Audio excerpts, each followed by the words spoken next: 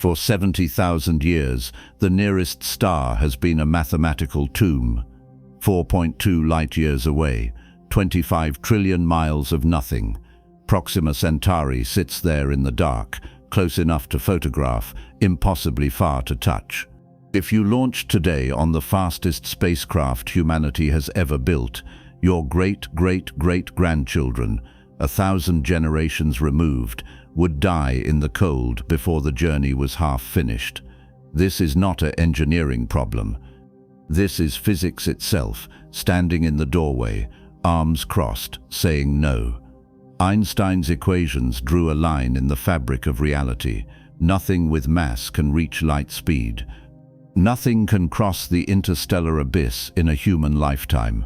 The universe, for all its beauty and promise, was built as a cage, and for more than a century, we have accepted that cage as permanent, until 2024. When a team of physicists found something extraordinary buried in the same equations that imprisoned us. Not a violation, a loophole. A way to move through space without breaking the rules, by convincing spacetime itself to carry you. They published their work in Classical and Quantum Gravity, peer-reviewed, mathematically sound, and the internet, predictably, lost its mind, because this was not science fiction. This was not a thought experiment with imaginary particles and impossible fuel. This was a warp drive solution built entirely from ordinary matter, ordinary energy, and the kinds of physics we already know exist. The kind of discovery that does not come along twice in a lifetime. So how does a species trapped in one solar system suddenly find the keys to 2 trillion galaxies?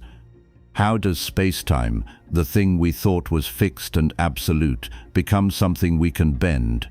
And what happens when the stars we have only dreamed about become destinations we can actually mark on a map? Welcome to Magnetic Space. If you're new here, please subscribe. We make these documentaries every day, and honestly, we'd love to have you along for the ride. Before we begin, tell us in the comments where you're watching from and what time it is there. Now settle in. This is going to be a good one. 25 trillion miles. That's the distance between Earth and the nearest star system. If you started driving toward Proxima Centauri right now in the fastest car ever built, you would die. Your children would die. Their children would die. Hundreds of generations would live and die inside that car, and the view out the window would barely change. The star you were aiming for would still look like a dot. You would have traveled further than any human has ever traveled, crossed a distance that would wrap around Earth's equator millions of times, and you would still be nowhere. You would still be sitting in the driveway, cosmically speaking. That is the problem. That is the wall humanity has been staring at since we first looked up and realized those lights in the sky were other suns. We are trapped. Not by a lack of ambition, not by engineering failures, not by budget cuts or politics or public interest. We are trapped by distance itself, by the sheer murderous scale of the space between things. Proxima Centauri is 4.2 light-years away. 4 years if you could move at the speed of light, which you can't. Nothing with mass can. So let's talk about what a light-year actually is, because most people hear the word year and think it's a measurement of time. It isn't. A light year is a distance. It's how far light travels in 1 year. Light moves at roughly 186,000 miles per second. In the time it takes you to say the word second out loud, a beam of light has circled the Earth 7.5 times. In 1 year, traveling at that speed without ever slowing down or stopping, light covers about 6 trillion miles. That's 1 light year. Proxima Centauri is 4.2 of those. Now let's talk about the fastest thing humanity has ever built, Voyager 1. Launched in 1977, currently screaming through interstellar space at about 38,000 miles per hour. faster than any object we've ever sent beyond Earth. A triumph of engineering, a monument to human ingenuity. And if you pointed Voyager 1 directly at Proxima Centauri right now, it would take roughly 75,000 years to get there. 75,000 years ago, humans were painting on cave walls. 75,000 years from now, if we still exist, we will be something else entirely. And Voyager 1 would just be arriving at the nearest star. That's the gulf we're trying to cross. That's the abyss. You might be thinking, fine, Voyager is old technology. We've learned things since the 70s. Build a better rocket, go faster. And yes, we have built better rockets. We've built ion drives that use electric fields to accelerate particles and push spacecraft to higher speeds over long periods. We've designed concepts for nuclear pulse propulsion, where you detonate small atomic bombs behind a ship and ride the shockwave. We've sketched out laser sails that would unfurl enormous reflective surfaces and get pushed by ground-based lasers, accelerating to a decent fraction of light speed over years of continuous thrust. All of these ideas are real. Some of them might even work. The best projections suggest we could maybe, if everything goes perfectly, reach 10 or 20% the speed of light, using technologies that don't violate known physics. That sounds good until you do the math. 20% of light speed gets you to Proxima Centauri in about 21 years. Still a human lifetime, still a one-way trip for anyone who goes. And that's assuming perfect conditions, unlimited budgets, and engineering miracles we haven't achieved yet. But let's say we solve all of that. Let's say we build the ship, raise the money, recruit the crew, and launch. What happens when something breaks? Because something will break. Spacecraft break, systems fail, cosmic rays degrade electronics, micrometeorites punch holes in hulls. On a mission to Mars, you can call home and get advice. The signal delay is minutes. On a mission to Proxima Centauri, even traveling at 20% light speed, Earth would be years behind you in communication time by the time you're halfway there. A signal sent home asking for help would take over 4 years to arrive. The response would take another 4 years to get back. By the time mission control's reply reached the ship, everyone aboard would have been dead for years. You are alone out there in a way that no human has ever been alone. Alone in the dark, with failing systems and no rescue. That's what interstellar travel actually looks like under our current physics. And that brings us to the other idea, the one that shows up in every serious long-term plan for reaching other stars: generational ships. If you can't make the trip fast, make the trip long. Build a ship the size of a city. Fill it with thousands of people. Let them live, reproduce, grow old, and die aboard the vessel while it crawls across the light years. The children inherit the mission. Their children inherit it from them. Generations pass. Eventually, centuries later, the distant descendants of the original crew arrive at the destination. They've never seen Earth. Earth is a story their great-great-great-grandparents told. They're the ones who get to step onto a new world. It's romantic in a certain light. It's also a nightmare. Start with biology. The human body evolved under Earth's gravity, in Earth's atmosphere, with Earth's magnetic field shielding us from solar and cosmic radiation. Put a few thousand people inside a rotating metal tube in deep space, and the problems start immediately. Bone density drops. Muscle mass deteriorates even with exercise. Vision degrades due to fluid shifts in microgravity. Cosmic radiation increases cancer risk, damages DNA, and potentially causes cognitive decline over long exposure. Some of these problems can be mitigated with artificial gravity, which requires spinning the ship. That introduces new engineering challenges and doesn't solve the radiation problem. You'd need shielding, lots of it, heavy shielding, which adds mass, which requires more fuel, which adds more mass. The rocket equation is unforgiving.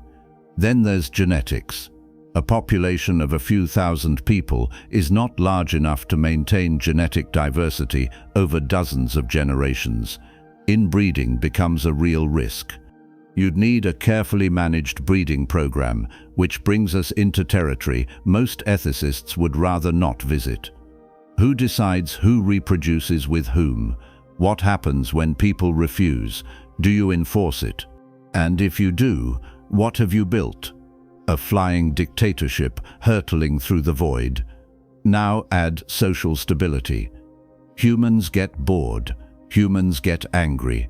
Humans fight over resources, ideology, status, love, resentment, perceived slights.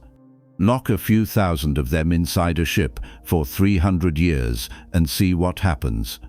History is full of isolated communities tearing themselves apart, mutinies, civil wars, religious schisms, political coups. All of that is possible on a generational ship, and there's nowhere to go when it happens. No escape, no reinforcements. If the social structure collapses, the mission collapses. Everyone dies in the dark. You'd need governance, laws, enforcement, education systems to ensure the mission's purpose survives across generations. But how do you make people care about a destination they'll never see? How do you convince someone born on the ship, who will die on the ship, to keep the engines running for a world their great-grandchildren might reach? The mission becomes abstract. The destination becomes mythology. And mythologies are reinterpreted, forgotten, or abandoned. Some researchers have proposed sending frozen embryos instead of living people. Let robots manage the ship. Wake the embryos and raise them artificially when you arrive. That solves the generational problem, but introduces new ones. Who programs the robots? What happens if the programming fails? What kind of humans do you get when they're raised by machines with no culture, no language, no lived human experience to draw from? You'd be birthing a new species into existence on a foreign world with no context for what they are or where they came from. That's not colonization. That's an experiment in creating orphans. Every solution to interstellar travel using conventional propulsion leads to the same place. You either take too long and everyone dies of old age, or you take even longer and build a society that will inevitably fracture under the weight of time and isolation. The distances are too great. The energies required are too vast. The timescales are incompatible with human lifespans, human psychology, and human social structures, and all of this assumes you're only going to the nearest star. Proxima Centauri is the closest. The next nearest system, Alpha Centauri A and B, is only slightly further. After that, the distances explode. Sirius is 8.6 light-years away. Epsilon Eridani is 10.5. Most of the interesting candidates for potentially habitable planets are dozens or hundreds of light-years distant. At 20% light speed, those trips take centuries or millennia. At current spacecraft speeds, they take hundreds of thousands of years. We are boxed in, pinned to our solar system by physics and distance. The stars are right there. We can see them. We can measure them. We know what they're made of, how old they are, whether they have planets. We have catalogued thousands of worlds orbiting other suns. Some of them might have water. Some of them might have atmospheres. Some of them might even have life, and we cannot reach them, not in any meaningful human time frame, not with anything we've built or anything we've imagined building. The universe is full of places we will never go. That's the reality chemical rockets and ion drives have given us. A cosmos of destinations with no road in between. We are sitting on a pale blue dot in the middle of an ocean so vast that the word ocean doesn't do it justice. And we've been sitting here trying to convince ourselves that if we just build a better boat, we can row to the other side. We can't. The other side is too far. The ocean is too big. And the boats we've been building were never designed for this. For decades, that's where the conversation ended. Engineers calculated thrust-to-weight ratios. Physicists wrote papers on theoretical propulsion limits. Science fiction writers imagined ways around the problem, and everyone knew they were just imagining. Faster-than-light travel was a narrative convenience, a way to skip the boring part. Nobody actually believed it could happen because Einstein had written the rulebook, and the rulebook was clear. The speed of light is the speed limit. Mass cannot reach it. End of discussion. Except the discussion didn't end. Because buried in the same equations that built that cage, there was a crack. Not a mistake, not an error, a possibility. A loophole so strange that for years most physicists dismissed it as a mathematical curiosity with no connection to reality. It suggested that while you cannot move through space faster than light, you might be able to move space itself. And if you moved space, you could carry something with you. A ship, a crew, a future. That idea sat quietly in academic journals for decades, ignored by most, considered impossible by the rest. Then in 2024, something changed. The problem started with a patent clerk in Switzerland who couldn't leave well enough alone. 1905. Albert Einstein is 26 years old, working 6 days a week, reviewing patent applications for electromagnetic devices, and in his spare time, he's quietly dismantling 300 years of physics. He published 4 papers that year. Any one of them would have been enough to secure a legacy. Together, they redefined reality. The third paper, the one that matters for our purposes, was titled On the Electrodynamics of Moving Bodies. 17 pages, no citations, no experimental data, just thought experiments and math. In it, Einstein proposed something so simple and so strange that it took the scientific community years to fully accept what he was saying. He said the speed of light is always the same, no matter who measures it, no matter how fast you're moving when you measure it. It doesn't matter if you're standing still or flying toward the light source at 99% of light speed. When you measure how fast that light is moving, you will always get the same number. 186,000 miles per second, exactly, every time. That doesn't sound revolutionary, it sounds boring. It sounds like a footnote, but it isn't, because if the speed of light is always the same for everyone, then everything else has to give. Time has to give, space has to give, mass has to give. The entire structure of the universe bends itself into knots to keep light moving at that one unchanging speed. This is special relativity. And once you accept that one simple rule, the speed of light is constant, the rest follows whether you like it or not. Start with time. You're standing on a train platform. A train goes past you at half the speed of light. There's a clock on the side of the train. You watch it tick.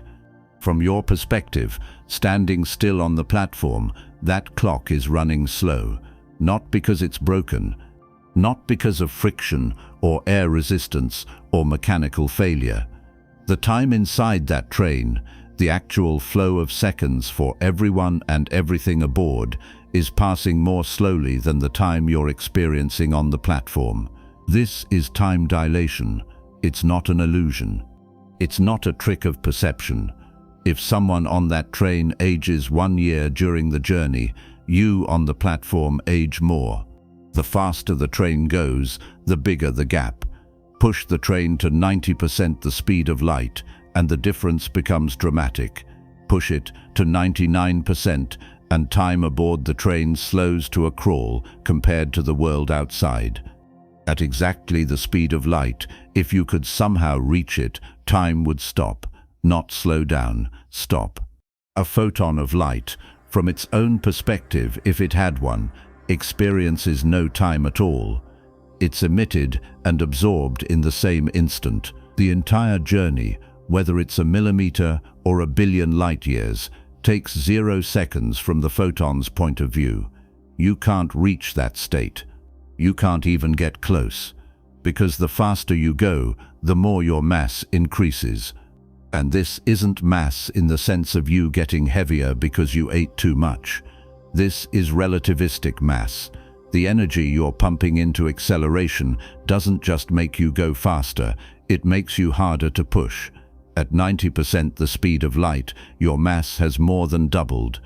At 99%, it's increased by a factor of 7. At 99.9%, you're more than 20 times heavier than you were at rest. The curve doesn't level off, it gets steeper. The closer you get to light speed, the more energy it takes to gain even a tiny bit more velocity. By the time you're at 99.99%, you'd need the energy output of a star just to nudge a small spacecraft a fraction of a percent faster. To actually reach the speed of light with any object that has mass would require infinite energy. Not a lot of energy, not more than we can generate. Infinite, as in all the energy in the universe would not be enough. This is the cage. You can't go faster because physics won't let you. The rules don't care about your ambition. They don't care about your need to explore or your dreams of walking on alien worlds. The speed of light is the speed limit, and every experiment we've ever done, every particle accelerator, every observation of cosmic rays and distant supernovae confirms it. Nothing with mass has ever been observed moving faster than light, not once, not ever. And just to make things worse, space itself starts to compress in the direction you're traveling. This is length contraction.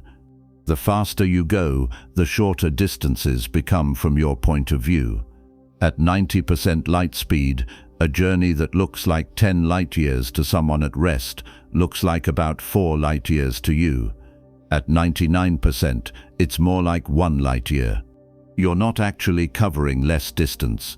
The space in front of you is literally contracting.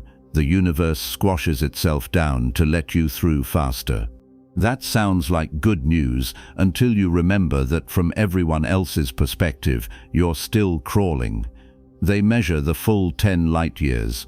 They measure you moving at 99% of light speed, and they watch you take just over 10 years to finish the trip.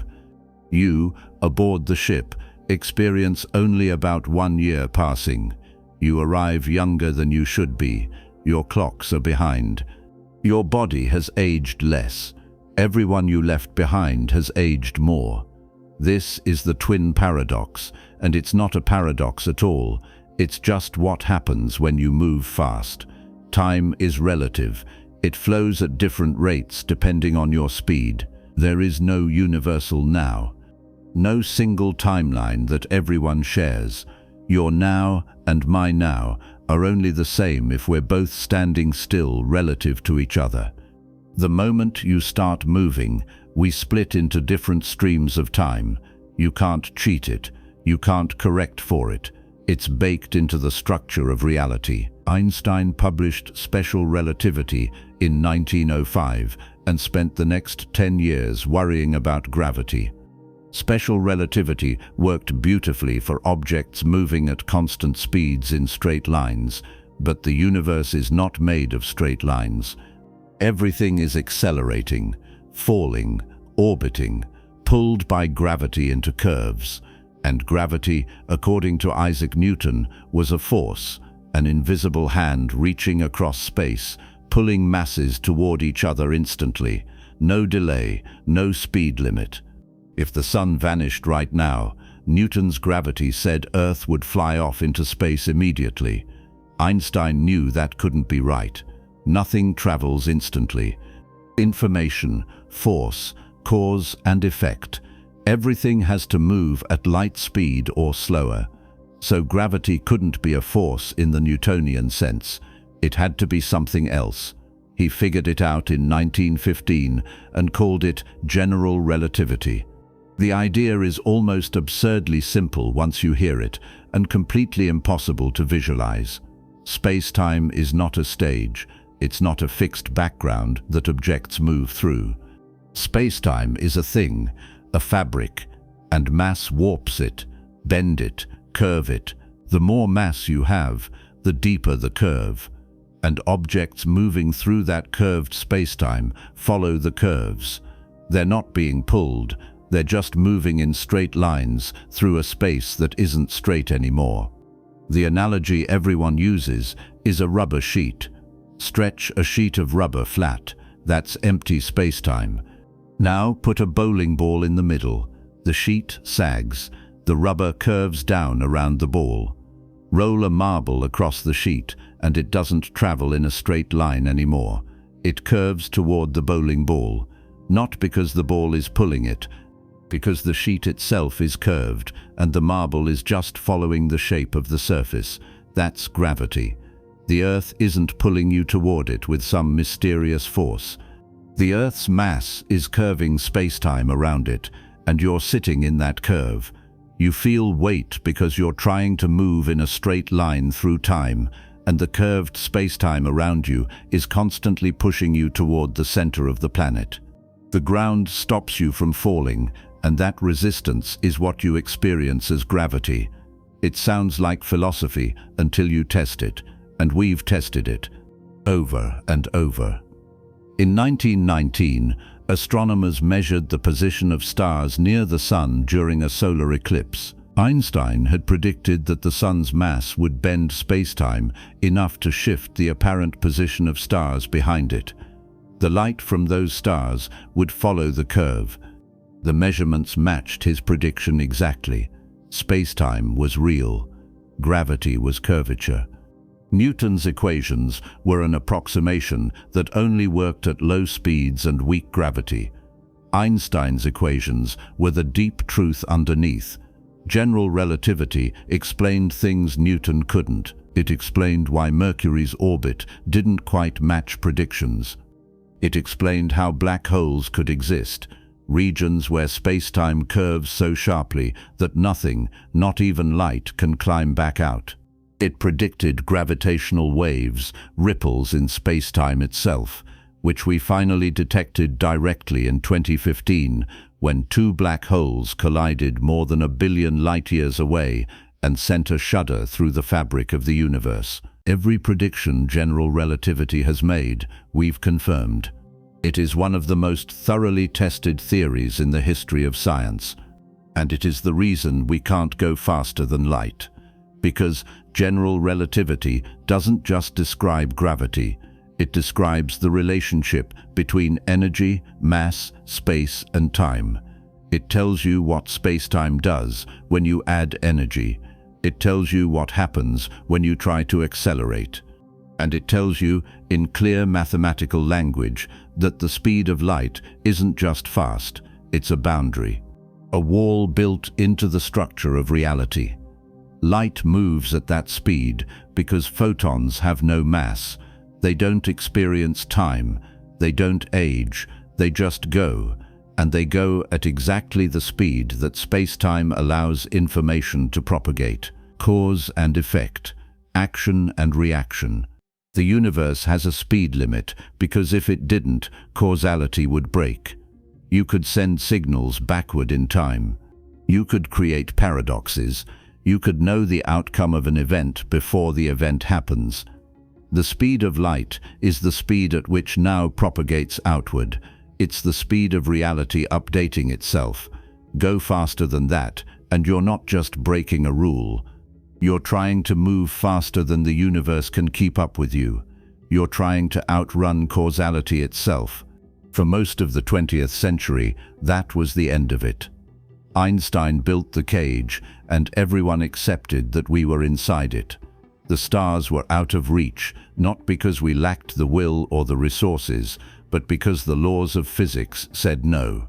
You can't move faster than light. You can't carry enough fuel to get close. You can't survive the time dilation or the energy cost or the radiation exposure. The universe is vast, and we are slow, and that's just how it is.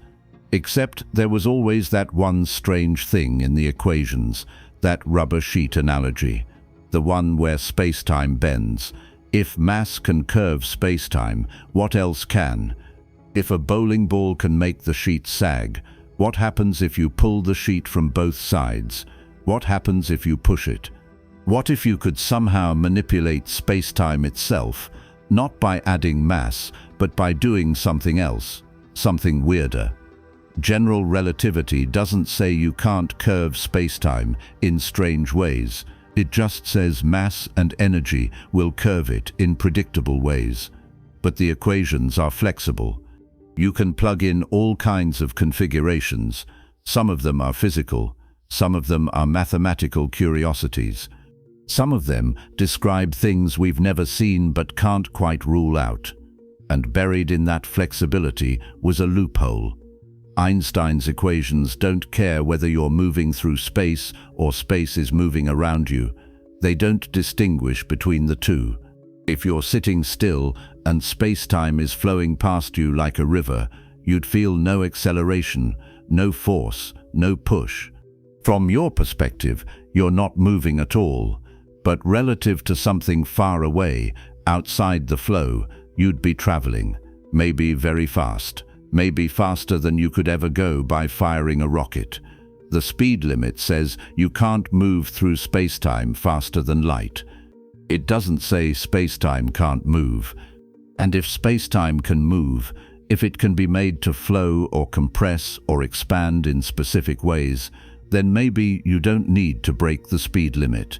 Maybe you just need to step out of the way and let the universe do the work for you. That idea sat in the background for decades, ignored, dismissed, treated as a fun thought experiment with no practical application.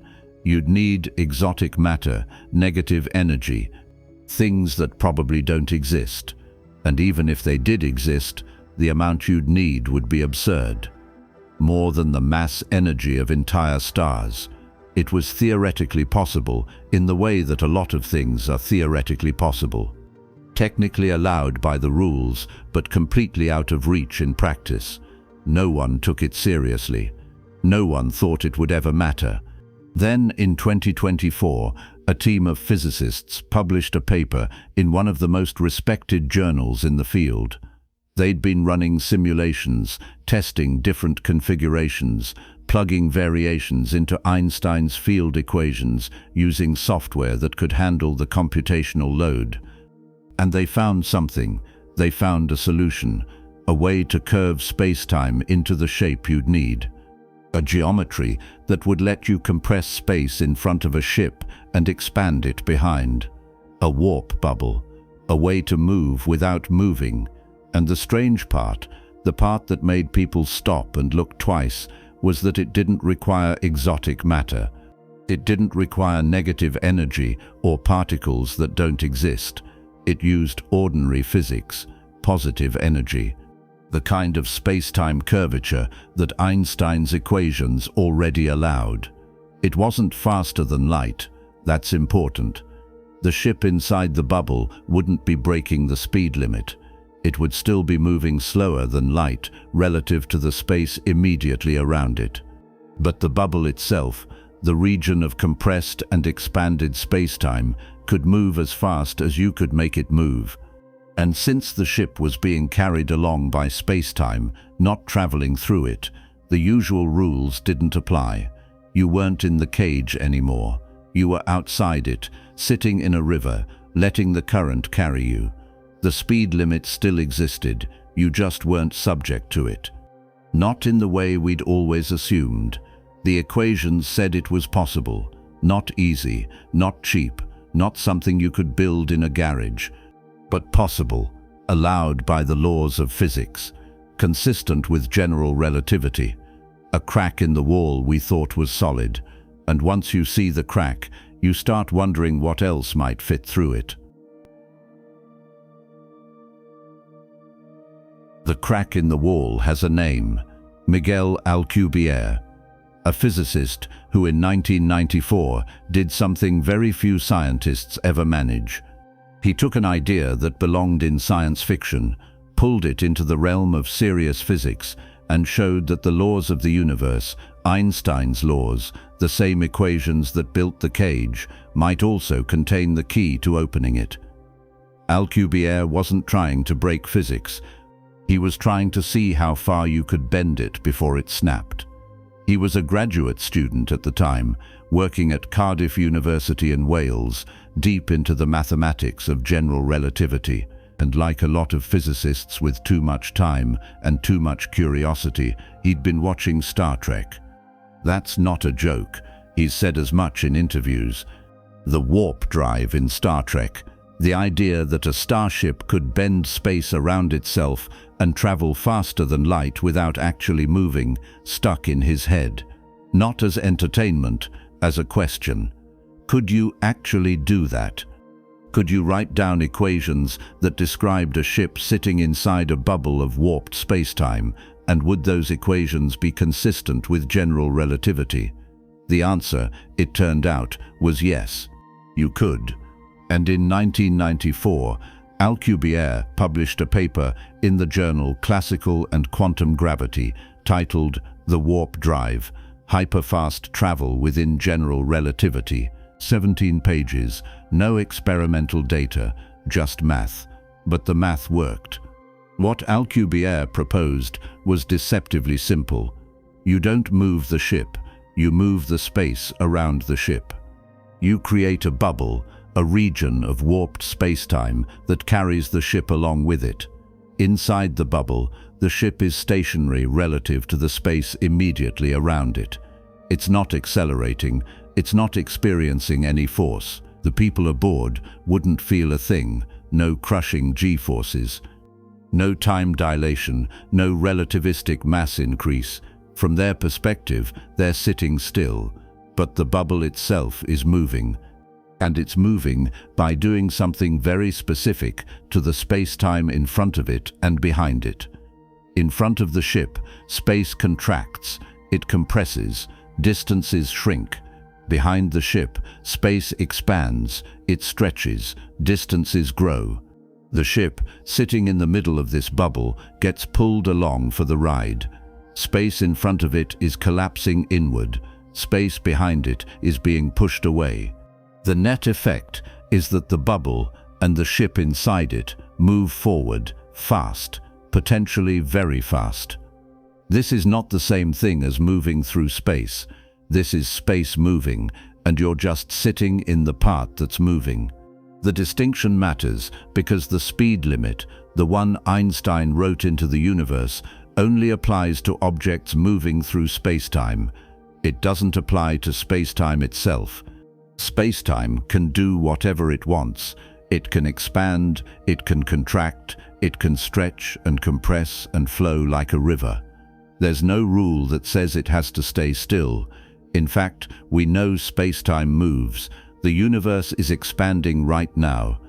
Every galaxy outside our local group is receding from us, and the farther away they are, the faster they're moving.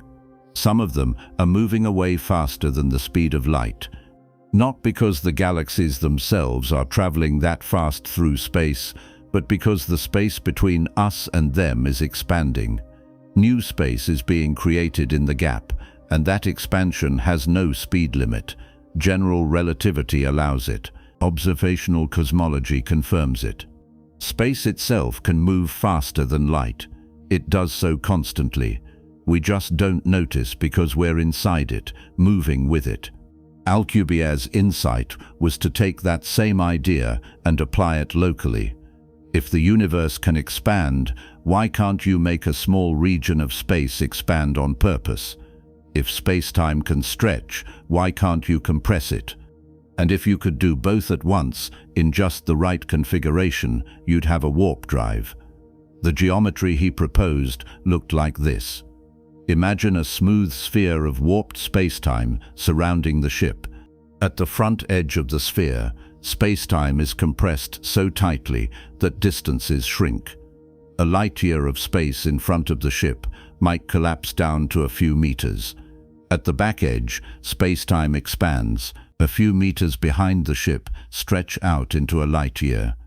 The ship doesn't cross that distance. The distance crosses the ship. Space flows past it, like water flowing past a rock in a stream. The result is motion without movement. The ship is stationary inside the bubble. The bubble moves through the universe by rearranging space-time, and because the ship isn't actually moving through space, the speed limit doesn't apply. You're not violating special relativity, you're sidestepping it. You're using general relativity's flexibility to carve out a loophole. From the perspective of someone standing far away, watching the ship go by, it would look like the ship is moving faster than light. But that's only because they're measuring the distance the ship crosses in normal, unwarped spacetime. Inside the bubble, in the ship's local reference frame, nothing strange is happening. Light inside the bubble still moves at light speed. Physics inside the bubble behaves normally. You could walk around the ship, drink coffee, play cards, and never notice that the space outside is being violently compressed and stretched. This is the elegance of the Alcubierre drive. It doesn't break the rules, it plays by them.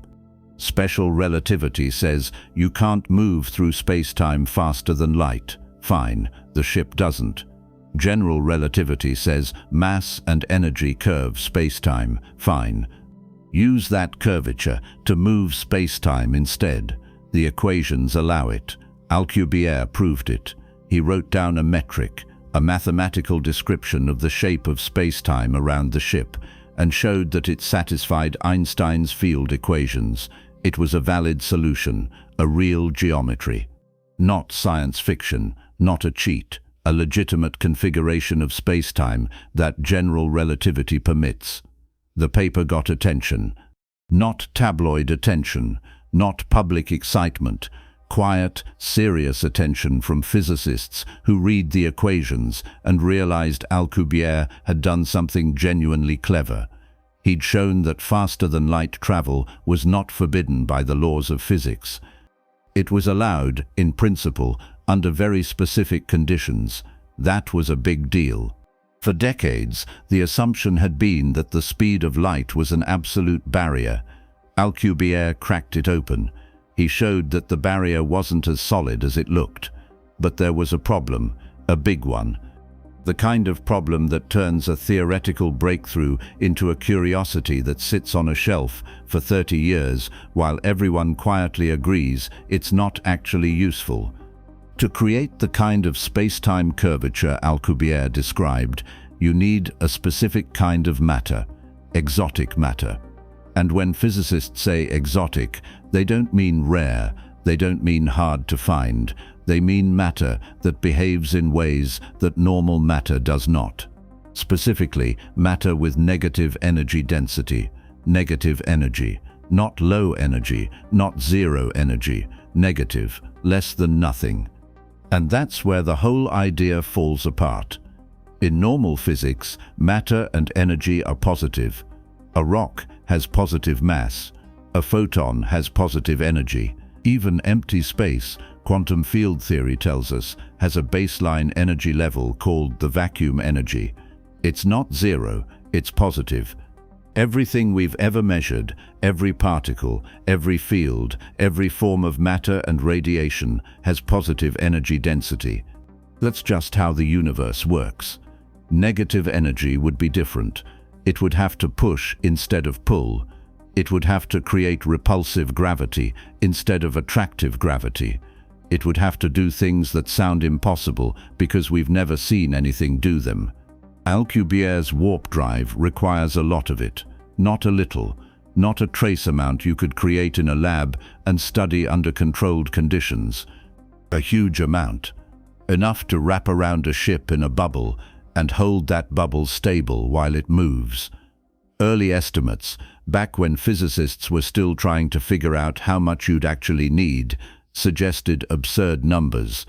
One widely cited figure discussed by Alcubierre himself years after the original paper, was that a warp bubble about 100 meters across, moving at the speed of light, would require the equivalent of 100 Jupiter masses worth of negative energy. 100 Jupiters. Jupiter is 300 times more massive than Earth.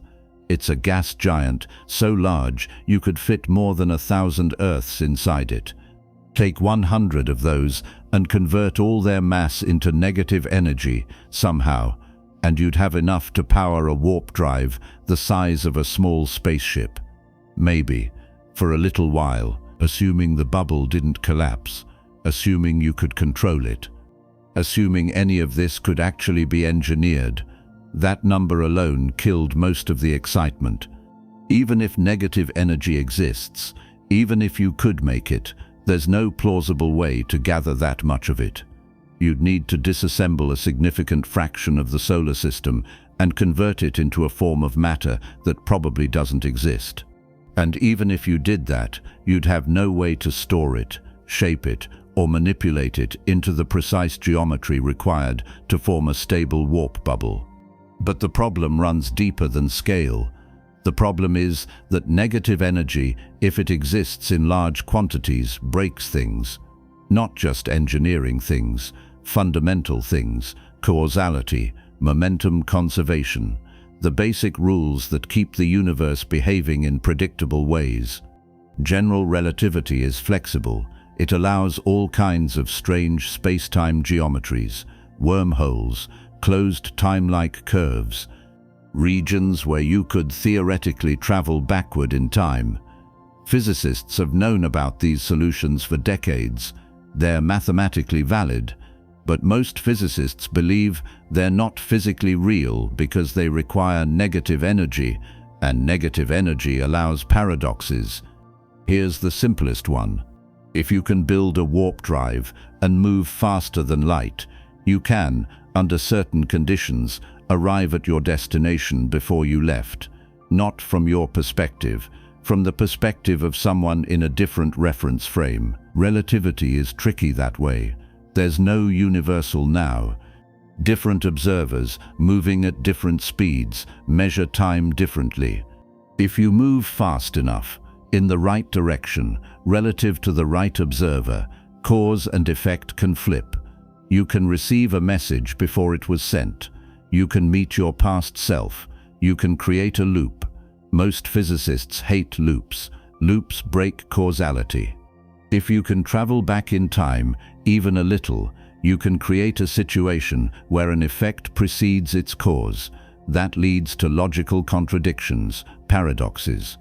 And paradoxes, in physics, are usually a sign that you've done something wrong, that your equations are describing something that can't actually happen. Negative energy enables those paradoxes. So the general consensus for decades has been that the universe probably has some kind of protection mechanism. Some law we haven't fully understood yet that prevents negative energy from existing in large, stable, usable quantities. Physicists call these energy conditions, rules that constrain what kinds of matter and energy are allowed. The weak energy condition says energy density can't be negative in any reference frame. The null energy condition says it can't be negative along the path of a light ray. Different versions, different constraints, but all of them are designed to keep the universe from doing things that would break causality. Alcubierre's warp drive violates those conditions. To create the space-time curvature he described, you need negative energy density, a lot of it. Concentrated in a shell around the ship. That's the Achilles heel. That's the flaw that turned the warp drive from a breakthrough into a footnote. There is one small, strange exception. One place where negative energy has actually been observed, in tiny amounts, under very specific conditions. It's called the Casimir effect, and it's one of the weirdest verified phenomena in modern physics. Take two flat, uncharged metal plates and place them very close together in a vacuum. Not touching, just very close. a few micrometers apart. Quantum field theory says that even in a vacuum, empty space is not truly empty. It's filled with virtual particles, fluctuations in the quantum fields, pairs of particles that pop into existence for a fraction of a second and then annihilate. These fluctuations are everywhere, constantly, even in the deepest voids of space. They're a fundamental feature of quantum mechanics. But when you place two plates very close together, you change which fluctuations can fit in the gap between them. Only certain wavelengths fit. The longer wavelengths get excluded. Outside the plates, in the open vacuum, all wavelengths are present. Inside the gap, only the short ones. That creates an imbalance. There's more quantum vacuum pressure outside the plates than inside.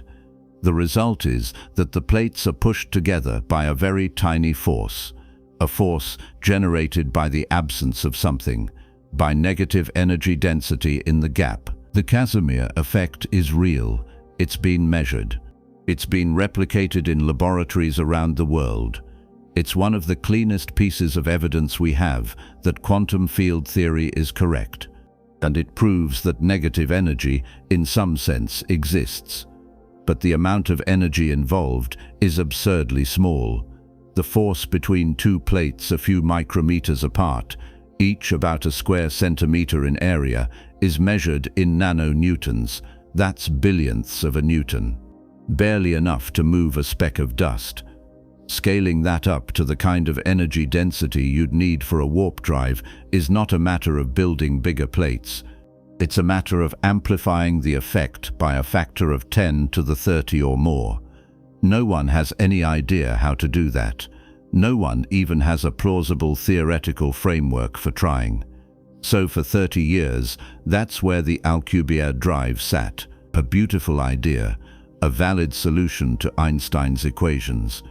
A proof that faster-than-light travel is not fundamentally forbidden, and also completely, utterly, impossibly out of reach, because you can't build it without negative energy, and negative energy, at the scale required, does not exist. Physicists moved on. The paper became a classic. It got cited in other papers, taught in graduate courses, referenced in discussions about the limits of general relativity. But no one seriously thought it would ever lead to a working spacecraft. It was a thought experiment, a curiosity, a reminder that the universe is stranger than we thought, but not strange enough to let us cheat our way to the stars. And then, in 2024, a team published a new paper.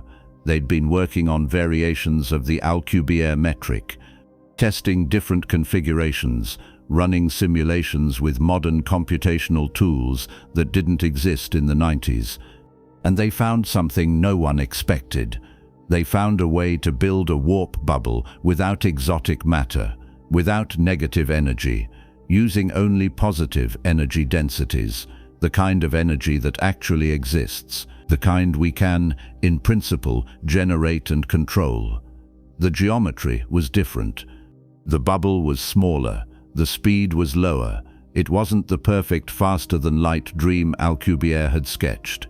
But it was something, a real, physically plausible warp effect that obeyed all the energy conditions and didn't require impossible materials.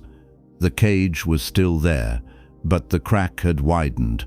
And for the first time in 3 decades, physicists started to wonder if maybe, just maybe, we'd been looking at the problem wrong the whole time. The paper appeared quietly in Classical and Quantum Gravity in March 2024. No press conference, no dramatic announcement. Just a 17-page technical document with equations dense enough to give most people a headache and a title that sounded more like a disclaimer than a revolution. Constant Velocity Physical Warp Drive Solution. The lead author was Jared Fuchs, a physicist working with Applied Physics, a research organization that had spent the last few years doing something most institutions considered a waste of time.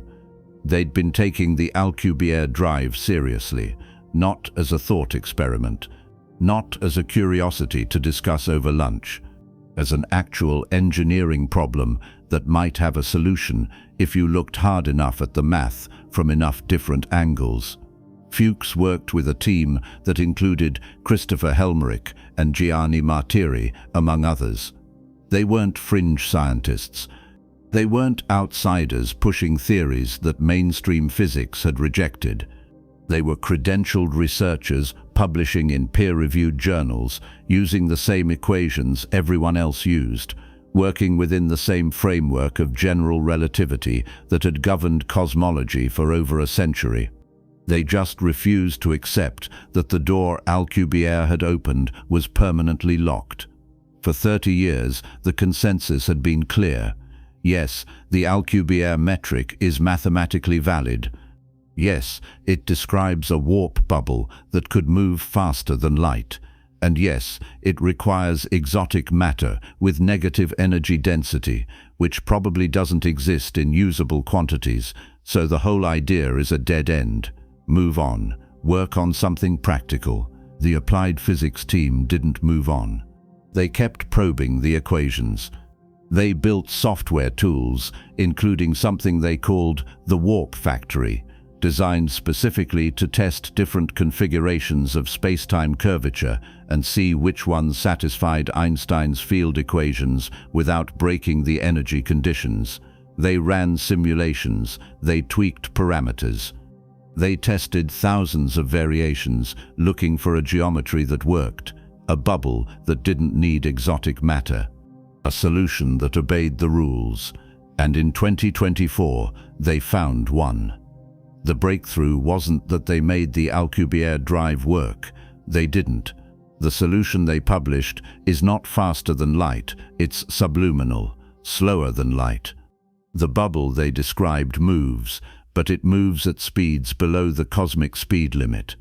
That might sound like a failure, like they set out to build a warp drive and came back with something that doesn't actually warp you past light speed. So what's the point?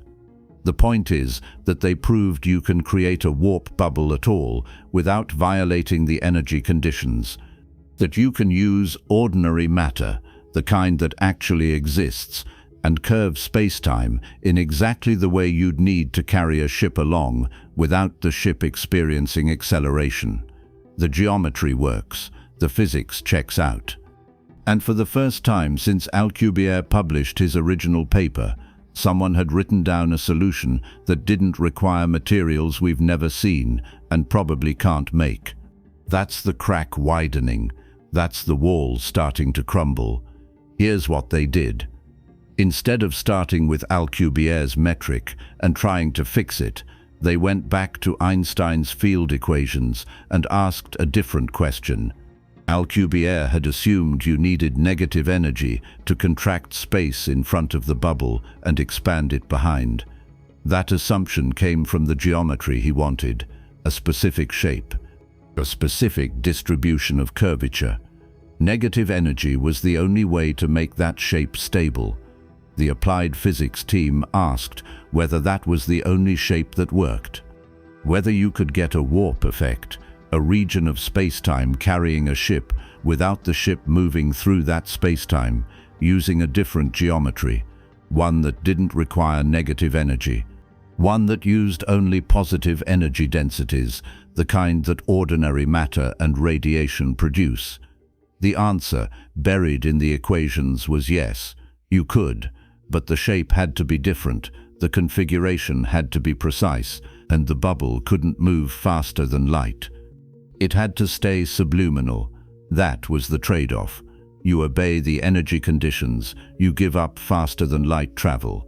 But you get something that's actually buildable, in principle, using matter that exists. The solution they published describes a spherical shell, a bubble wall made of ordinary matter with high positive energy density. Think of it as a thin shell of extremely dense material surrounding the ship. Not solid, not rigid. A distribution of mass and energy arranged in a very specific pattern.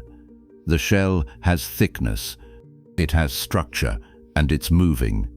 That last part is critical. The shell isn't static. It's not just sitting there like a cage around the ship.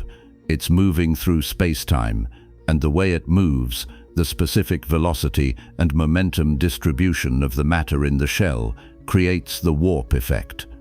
The movement of the shell curves space-time. The curvature propagates inward. The region inside the shell, where the ship sits, gets carried along.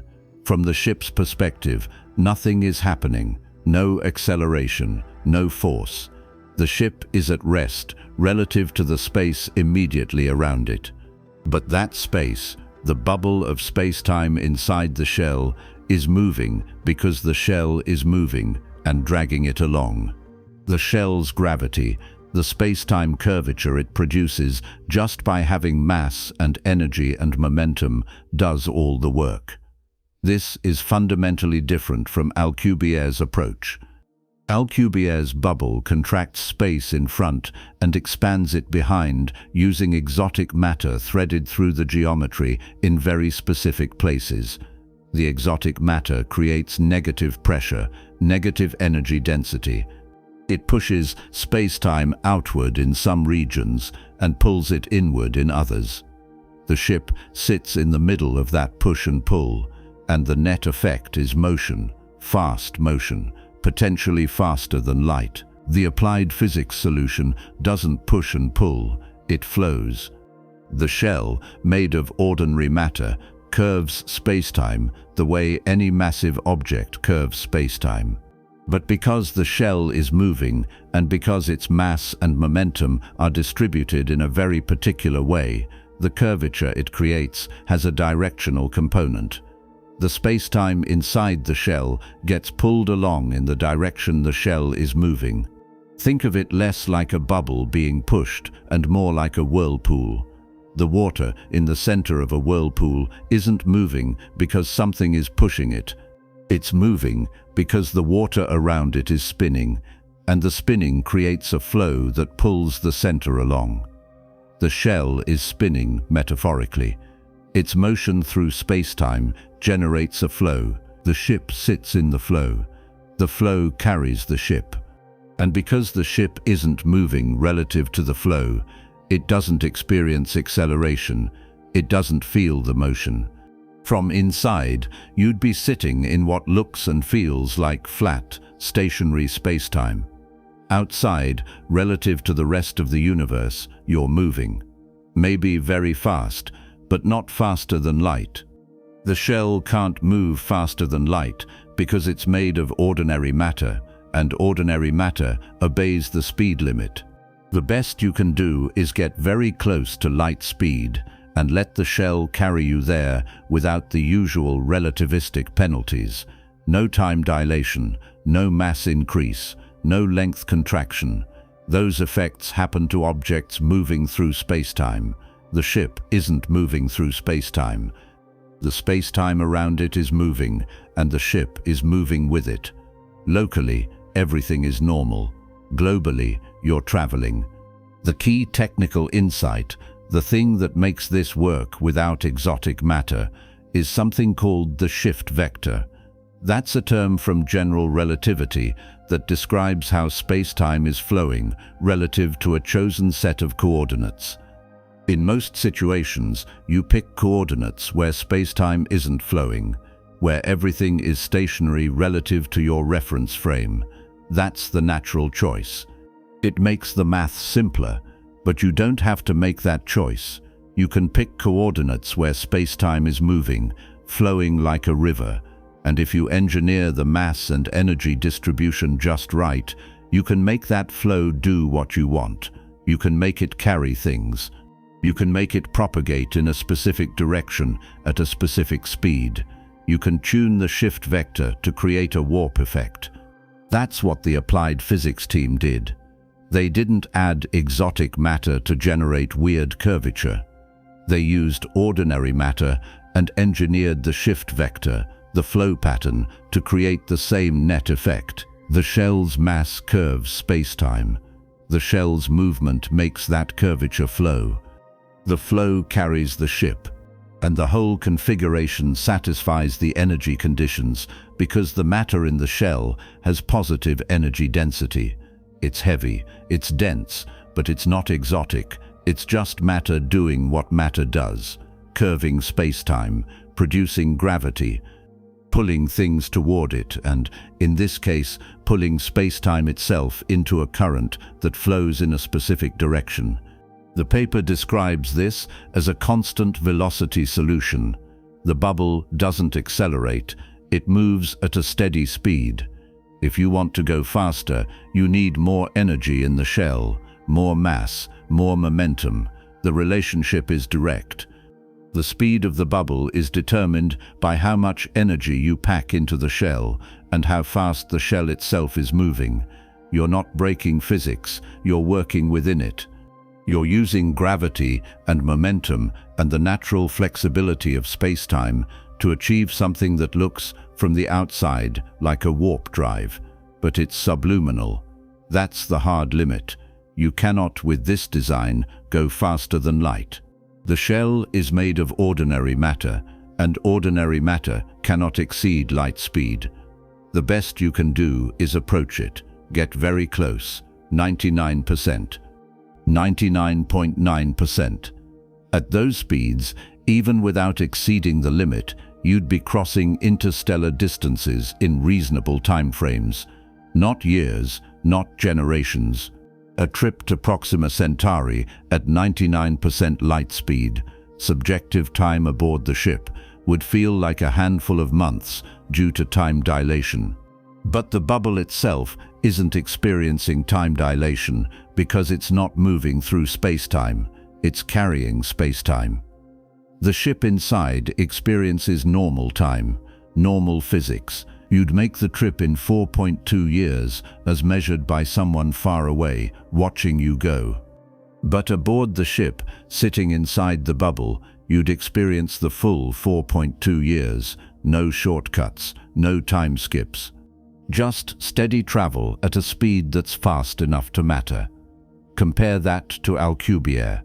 Alcubierre's drive, if you could build it, would let you cross interstellar distances in days or weeks or however long you wanted, limited only by how much exotic matter you could gather and how fast you could make the bubble move. There's no theoretical upper limit in his equations. You could go 10 times the speed of light, 100 times, 1,000. The bubble's speed isn't constrained by relativity because the bubble isn't made of matter moving through spacetime. It's made of spacetime itself, rearranged into a shape that moves. The applied physics solution doesn't give you that. It gives you something much more modest, a bubble that obeys the speed limit, a bubble made of matter that actually exists, a bubble that might, someday, be buildable. Not easily, not cheaply, but buildable. Christopher Helmerich, one of the co-authors, put it plainly in an interview after the paper was published. Although such a design would still require a considerable amount of energy, it demonstrates that warp effects can be achieved without exotic forms of matter. The energy requirement is not small. Early estimates suggest you'd need a mass energy equivalent to roughly 2 Jupiters packed into the shell to generate a bubble large enough to carry a ship at a significant fraction of light speed. 2 Jupiters, that's about 600 times the mass of Earth, compressed into a thin spherical shell a few hundred meters across. The density would be staggering. The engineering challenges would be absurd. But the number is finite. It's not infinite. It's not 100 Jupiters. It's not the mass of a star. It's large, but it's within the realm of things you could imagine a very advanced civilization gathering, processing, and shaping. And here's the important part. The requirement scales. If you want a smaller bubble, you need less energy. If you're willing to go slower, you need less energy. The design is flexible. You can tune it, you can trade speed for mass, you can trade bubble size for energy cost. That's the signature of a real engineering problem, not a fundamental impossibility. Real engineering problems have trade-offs. Impossible problems just say no. The mechanism, at its core, is gravity. The shell is so massive, so dense, that its gravitational field dominates the region around it. But the shell isn't static. It's moving, and when a massive object moves, it drags spacetime with it. This is frame dragging, a well-known effect in general relativity. Rotating black holes do it. Spinning neutron stars do it. Even Earth does it, very faintly. Our planet's rotation drags spacetime around it like a spoon stirring honey. The effect is tiny. Satellites in low orbit experience it as a minuscule shift in their trajectories. But it's real, it's measurable, it's been confirmed. Frame dragging happens because spacetime isn't a rigid stage, it's a fabric, and mass in motion pulls the fabric with it. The applied physics warp bubble is, in a sense, an engineered frame dragging effect on steroids. The shell moves. The shell is enormously massive. The spacetime inside the shell gets dragged along. The ship sits in that dragged region. The dragging is so strong, so carefully tuned, that the region inside the shell moves as a coherent unit, a bubble. And the bubble, from the outside, looks like it's traveling, fast, but the ship inside isn't traveling. It's sitting still in a piece of spacetime that's traveling. That's the warp effect. That's the loophole. The speed limit says matter can't move through spacetime faster than light. Fine. This design doesn't move matter through spacetime. It moves spacetime, and the matter comes along for the ride, stationary relative to its local surroundings.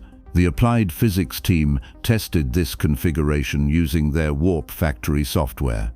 The warp factory is essentially a tool for solving Einstein's field equations numerically, plugging in different distributions of matter and energy, and checking whether the resulting spacetime geometry is stable and physically allowed. It's not a simulation of a real warp drive. It's a simulation of the equations, a way to see what spacetime would do if you arranged matter in a specific pattern. They ran thousands of configurations. Most of them didn't work. Some violated energy conditions. Some produced unstable geometries that would collapse immediately. Some required impossible densities or temperatures or pressures. But one configuration, the one they published, worked. It satisfied the energy conditions. It produced a stable bubble. It moved at constant velocity. And it did all of this using ordinary matter with positive energy density. That's the breakthrough. Not faster than light travel, not a starship you could build next year, a proof of concept, a demonstration that the barrier everyone thought was absolute, the requirement for exotic matter, is not actually a requirement. It's a feature of one specific solution, Alcubierre's, but not a feature of all solutions.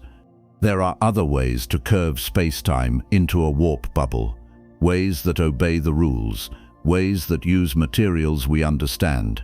The immediate reaction from the physics community was cautious. Some researchers praised the work as a genuine advance, a clever piece of mathematical engineering that opened doors people thought were closed. Others pointed out, correctly, that the paper doesn't solve the practical problems. Two Jupiter masses is not something humanity can gather or manipulate with any technology we currently have or can even imagine having in the next few centuries. The energy cost is prohibitive. The engineering is beyond us by orders of magnitude, but that's not the point. The point is that the problem has shifted. For 30 years, the conversation was, we can't build a warp drive because it requires exotic matter, and exotic matter doesn't exist.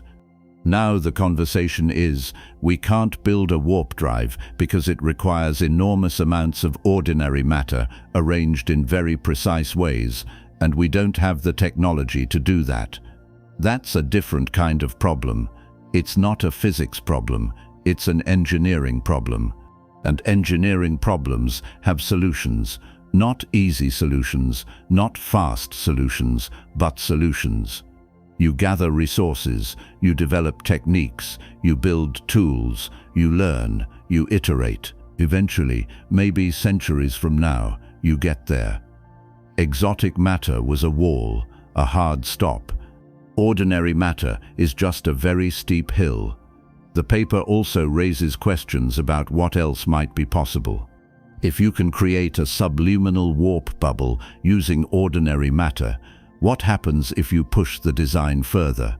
Can you make the bubble more efficient? Can you lower the energy cost? Can you find other configurations, other geometries that do more with less? And here's the uncomfortable question that nobody is talking about loudly, but everyone is thinking. If you can make a subluminal bubble, and if that bubble doesn't experience the usual relativistic effects, what stops you from making the bubble go faster? The applied physics solution is subluminal because the shell is made of matter, and matter obeys the speed limit. But what if you could engineer the shell differently? What if you could use something else?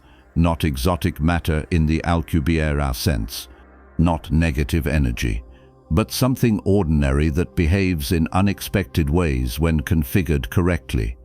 The paper doesn't answer that.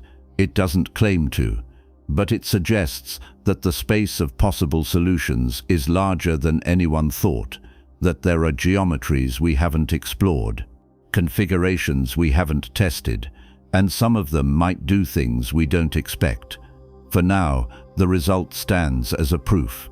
A demonstration that warp effects, real space-time curvature of the kind you'd need to carry a ship without accelerating it, can be achieved using known physics, ordinary matter, positive energy, configurations that don't violate the energy conditions or break causality or require materials that don't exist. That's the loophole, not a way to go faster than light, not yet, maybe not ever, but a way to sidestep the usual penalties for going very fast, a way to travel at relativistic speeds without time dilation or mass increase or any of the other effects that make interstellar travel with rockets effectively impossible. You're not moving, space is moving.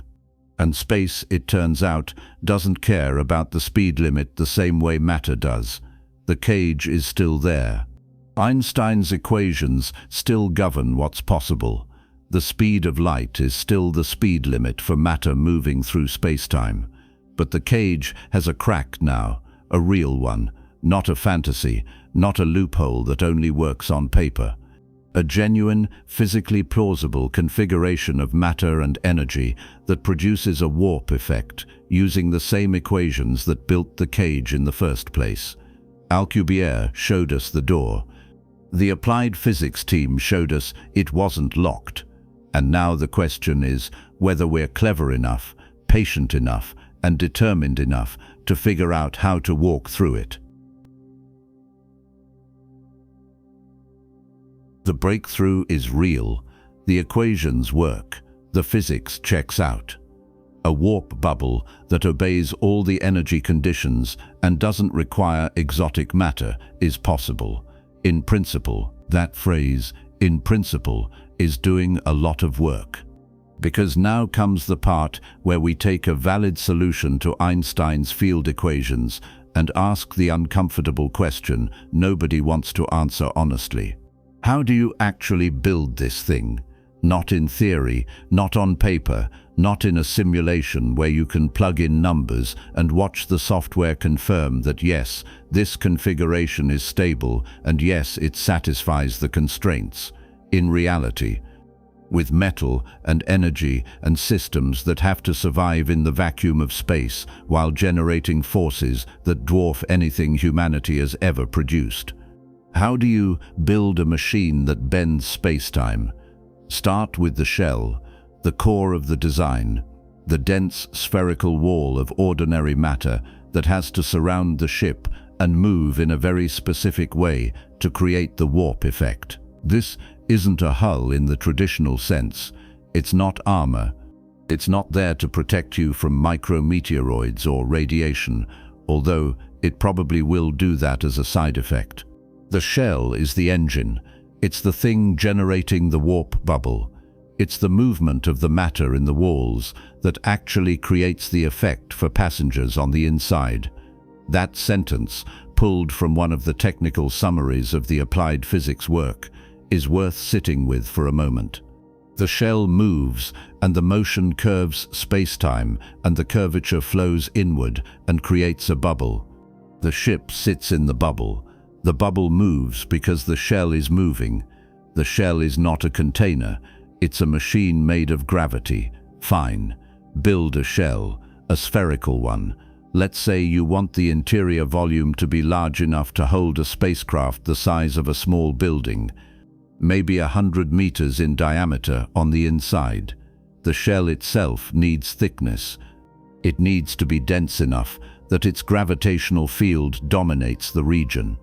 So let's say the shell is 10 meters thick. A spherical shell, 100 meters inner radius, 10 meters thick, made of matter packed so tightly that its total mass equals 2 Jupiter masses, 2 Jupiters. That's 600 Earths. That's more mass than every planet in the solar system combined, excluding Jupiter itself. That's a number so large, it stops meaning anything until you start thinking about where it comes from. You're not mining that. You're not hauling asteroids. You'd have to disassemble gas giants, strip their atmospheres, compress their cores, refine the hydrogen and helium into something denser, maybe degenerate matter, the kind of material you find in the cores of white dwarf stars, where gravity has crushed atoms so hard that electrons can't hold their usual orbits anymore. You'd need to create matter at densities we've only observed in stellar remnants, and you'd need to create enough of it to fill a shell 10 meters thick and over 100 meters across. No known manufacturing process can do that. No known material can withstand the forces involved. If you built a shell that massive and tried to hold it together with any kind of structural framework we currently understand, it would collapse under its own gravity. The shell would crush itself into a sphere of degenerate matter, or, if you're unlucky, ignite fusion and become a star. A very small star, but a star. That's what happens when you pack that much mass into that small a space. Gravity wins. So the shell can't be solid, it can't be rigid, it has to be something else. A field, maybe. A distribution of energy held in place by forces we don't fully control yet. Magnetic confinement on a scale that makes fusion reactors look like candles, or maybe something weirder, a plasma shell. A region where matter exists in a state so extreme that it behaves more like a fluid than a solid, held together by its own internal pressure and shaped by external fields into a precise geometry that has to remain stable while the whole thing is moving at a significant fraction of light speed. You're not building this in a factory. You're not assembling it in orbit. If this thing is ever constructed, it's constructed in deep space, far from anything that could be damaged if the process fails. You gather the mass over decades or centuries, you compress it, you contain it, you spin up the fields that hold it in place. And at every step, you're one miscalculation away from an explosion that releases more energy than most supernova. Assuming you solve the mass problem, assuming you can gather 2 Jupiter masses and shape them into a shell, you still have to move the shell, and not just move it in a very specific way. The warp effect depends on the shell's velocity and momentum distribution. The shell has to travel through space-time at a controlled speed, and that speed determines the speed of the bubble. If the shell is moving at 10% of light speed, the bubble moves at 10% of light speed. If you want the bubble to go faster, the shell has to go faster, and the shell is made of matter, so the shell obeys the speed limit, which means you have to accelerate 2 Jupiter masses to relativistic velocities. How much energy does that take? The equation is simple. Kinetic energy equals 1/2 mass times velocity squared. Except at relativistic speeds, that equation stops working and you have to use the relativistic version, which includes a Lorentz factor that shoots toward infinity as your speed approaches light speed. Let's not do the full calculation here because the numbers get absurd. Let's just say that accelerating 2 Jupiter masses to 90% of light speed requires more energy than the Sun produces in thousands of years, maybe tens of thousands. The exact number depends on how efficiently you can convert whatever fuel or power source you're using into kinetic energy, but the scale is non-negotiable. You're moving a significant fraction of a solar system's worth of mass to speeds where relativistic effects dominate. That takes energy on a stellar scale. Where does that energy come from? Conventional rockets are out. Chemical fuel won't cut it. Even nuclear rockets, even fusion drives, even antimatter annihilation, the most energy-dense reaction we know of, won't get you close. You'd need to carry more fuel than the mass of the shell itself, which defeats the purpose. You can't pack enough fuel inside a ship to accelerate the shell from the outside, and you can't carry the fuel in the shell because that would make the shell heavier, which means you'd need more energy, which means more fuel, which makes the shell heavier again. You're stuck in a loop. The only plausible solution is external energy. You don't carry the fuel, you beam it in. Lasers, maybe. Enormous laser arrays built in orbit around the Sun, powered by solar collectors the size of continents, focusing petawatts or exawatts of energy onto the shell, pushing it forward with radiation pressure or heating a reaction mass that the shell carries in small amounts. Or maybe something more exotic, a Dyson swarm. Millions of satellites orbiting the Sun, each one collecting a tiny fraction of the star's output, working together to channel a meaningful percentage of the Sun's total energy budget toward a single target, the shell. Your warp drive, the most expensive machine ever conceived. Even then, you're looking at acceleration times measured in years. You can't just flip a switch and get the shell moving at 90% light speed. You have to push it. Gently at first, because if you push too hard, the forces will tear the shell apart, destabilize the fields holding it together, or trigger instabilities in the matter distribution that collapse the whole structure. You push steadily, carefully, over months or years until the shell reaches the velocity you need. Only then do you activate the warp effect. Only then does the bubble form. And once the bubble forms, you have another problem. Control. The shell is moving. The bubble is carrying the ship, but the ship inside the bubble isn't stationary in the absolute sense. It's stationary relative to the spacetime inside the bubble, but the bubble itself is moving through the larger universe. If you want to steer, if you want to change direction or slow down or avoid an obstacle, you have to change what the shell is doing. You have to adjust its velocity, its trajectory, its momentum distribution. And you have to do that while the shell is moving at relativistic speeds and generating gravitational fields strong enough to drag spacetime along with it. How do you steer 2 Jupiter masses moving at 90% of light speed? How do you slow it down? The shell has momentum, enormous momentum. If you want to stop, you have to bleed off that energy somehow. You can't fire retro rockets because the shell isn't a rocket. It's a gravity field shaped like a sphere. You'd have to reverse the process that accelerated it, beam energy at it from the destination.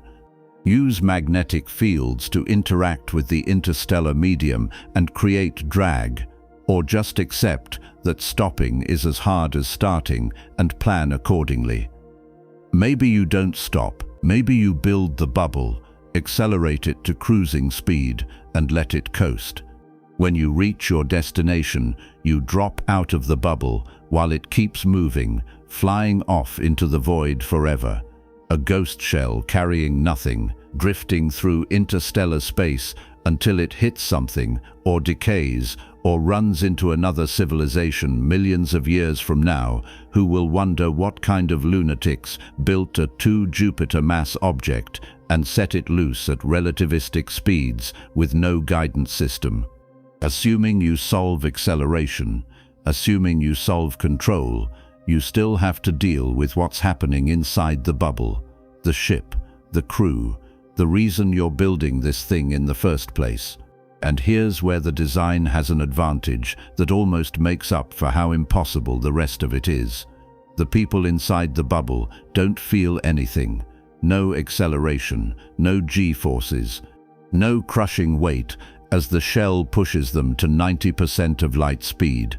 Because the ship isn't accelerating, the shell is accelerating, the bubble is forming, the space-time inside the bubble is moving, and the ship is sitting in that space-time, stationary. That's the beauty of the warp effect. You sidestep inertia. You sidestep all the biological limits that make high-speed travel so dangerous. In a conventional spacecraft, if you accelerate too hard, the crew dies. Their bodies can't handle sustained G-forces, blood pools, organs compress, bones break. You're limited to accelerations the human body can survive, which means you're limited to slow, patient burns that take months or years to reach high speeds. In a warp bubble, none of that applies. The bubble can accelerate as fast as you can make the shell accelerate, and the crew inside won't feel a thing. They're in free fall, floating, weightless, the same state astronauts experience on the International Space Station, comfortable, safe, survivable indefinitely. Except they're not on the space station. They're inside a region of severely warped space-time, held in place by a shell of matter so dense it's barely distinguishable from a stellar core. And warped space-time has side effects. Tidal forces, for one. When gravity gets strong and varies sharply over short distances, it doesn't pull on your whole body evenly. It pulls harder on the parts of you closer to the source. The difference in pull between your head and your feet, or between your front and your back, creates stress, tidal forces. Get close enough to a black hole and the tidal forces will stretch you into a long, thin strand of atoms before you ever reach the event horizon. Physicists call this spaghettification, which is a real term and also deeply unsettling. The warp bubble shell generates strong gravitational fields. The fields have to be strong to curve spacetime enough to create the warp effect. But those fields also create tidal gradients. If the gradients are too steep, if the curvature changes too sharply over the distance between the shell and the ship, the people inside will feel it, not as acceleration, as stress, as a stretching or compressing force that pulls them toward the shell or pushes them away from it. The design has to account for this. The shell's thickness, its density distribution, the shape of the fields, all of it has to be tuned so that the tidal forces inside the bubble are negligible, weak enough that a human body doesn't notice them. That's another engineering constraint. Another number you have to get exactly right or the crew doesn't survive. Then there's radiation. The shell is massive, it's moving. And anything moving at relativistic speeds through the interstellar medium, which is not empty but filled with low-density hydrogen and dust and the occasional stray atom, is going to hit things. Every collision generates radiation, high-energy particles, X-rays, gamma rays. The faster you go, the worse it gets. At 90% of light speed, every hydrogen atom you encounter hits you with the energy of a particle accelerator beam. The shell will absorb most of that. It's dense enough and massive enough that interstellar hydrogen isn't going to punch through, but some of the radiation will scatter. Some of it will diffuse inward, and the crew sitting inside the bubble will be exposed. You need shielding, not on the ship. The ship is inside the bubble, and the bubble is inside the shell. The shell is the shielding, but the shell has to be thick enough and configured correctly to block or absorb the high-energy radiation generated by collisions with the interstellar medium. That's another constraint, another design requirement, another reason the shell has to be so absurdly massive and dense. It's not just creating the warp effect. It's protecting the crew from the universe outside. And then there's the question of what happens if something goes wrong, if the fields destabilize, if the shell loses containment, if the energy source feeding the shell flickers or fails. The bubble collapses instantly. The warped spacetime snaps back to flat, and the ship, which was moving at 90% of light speed relative to the universe outside, suddenly finds itself moving at 90% of light speed relative to the spacetime it's sitting in, which means the crew experiences an instantaneous deceleration. 90% of light speed to zero in however long it takes the bubble to collapse. If that's a millisecond, the G-forces are unsurvivable. If it's a microsecond, the ship disintegrates. You don't crash, you don't burn up, you just stop existing in one piece. So the bubble has to be stable, absolutely stable. No fluctuations, no failures. The shell has to maintain its velocity and configuration for the entire journey. Days, weeks, months, however long it takes to reach the destination. And if anything goes wrong, if any part of the system fails, the crew dies instantly. There's no emergency landing, no life pods, no rescue. The bubble collapses, and that's the end, which means redundancy, backups, multiple independent systems monitoring the shell's state and correcting for any deviation. Sensors measuring the gravitational field, the space-time curvature, the momentum distribution, the energy flow, all in real time, all feeding data to control systems that can adjust the fields and keep the bubble stable.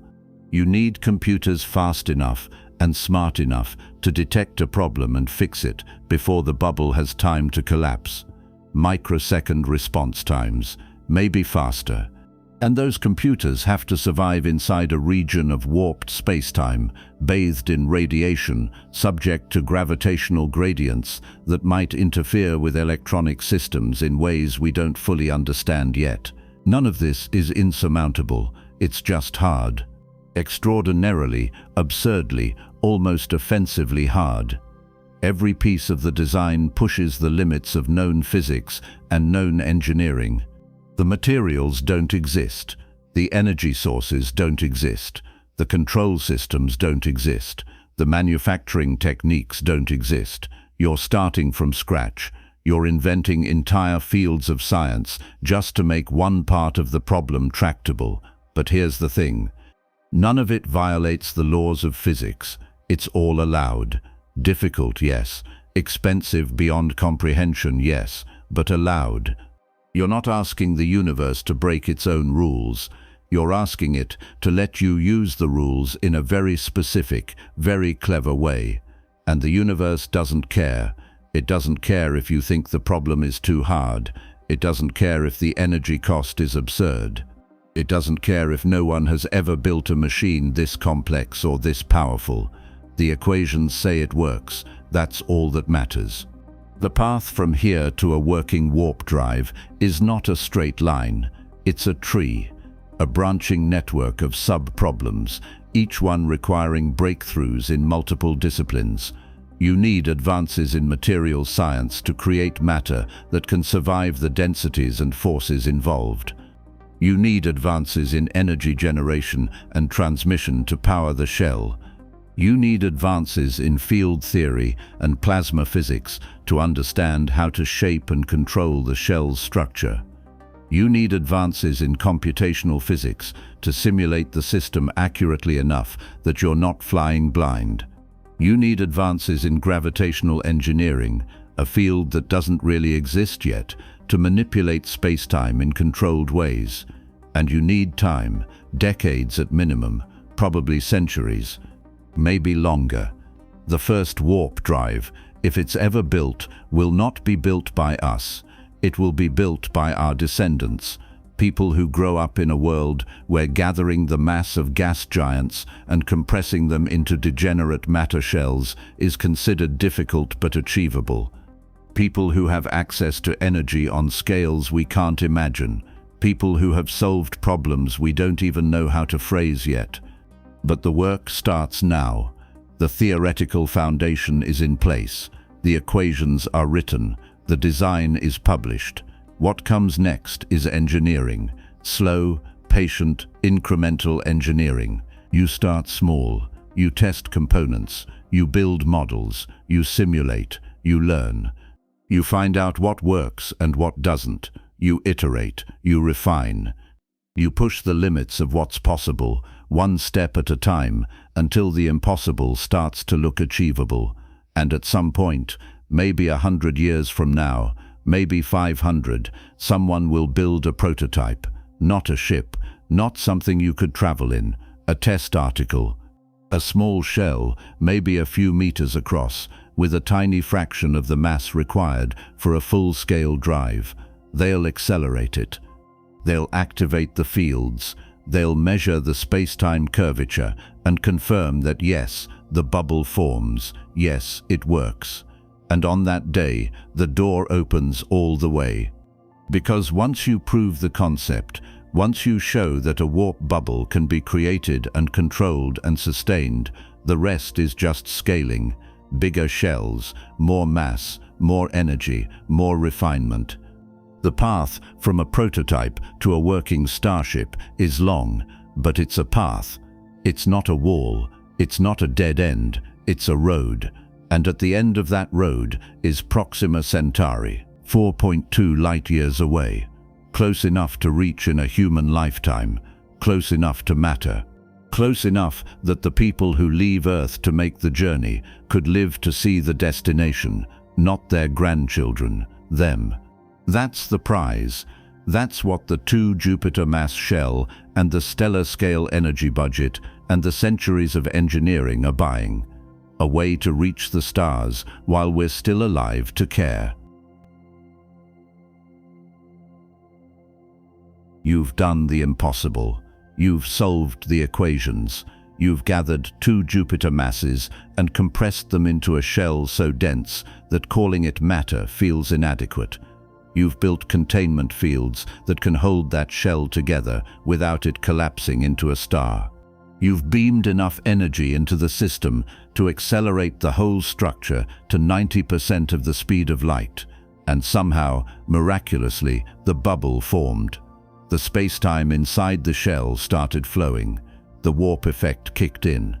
And sitting in the middle of all that warped geometry, inside a spacecraft that feels perfectly normal and perfectly still, you're moving, fast.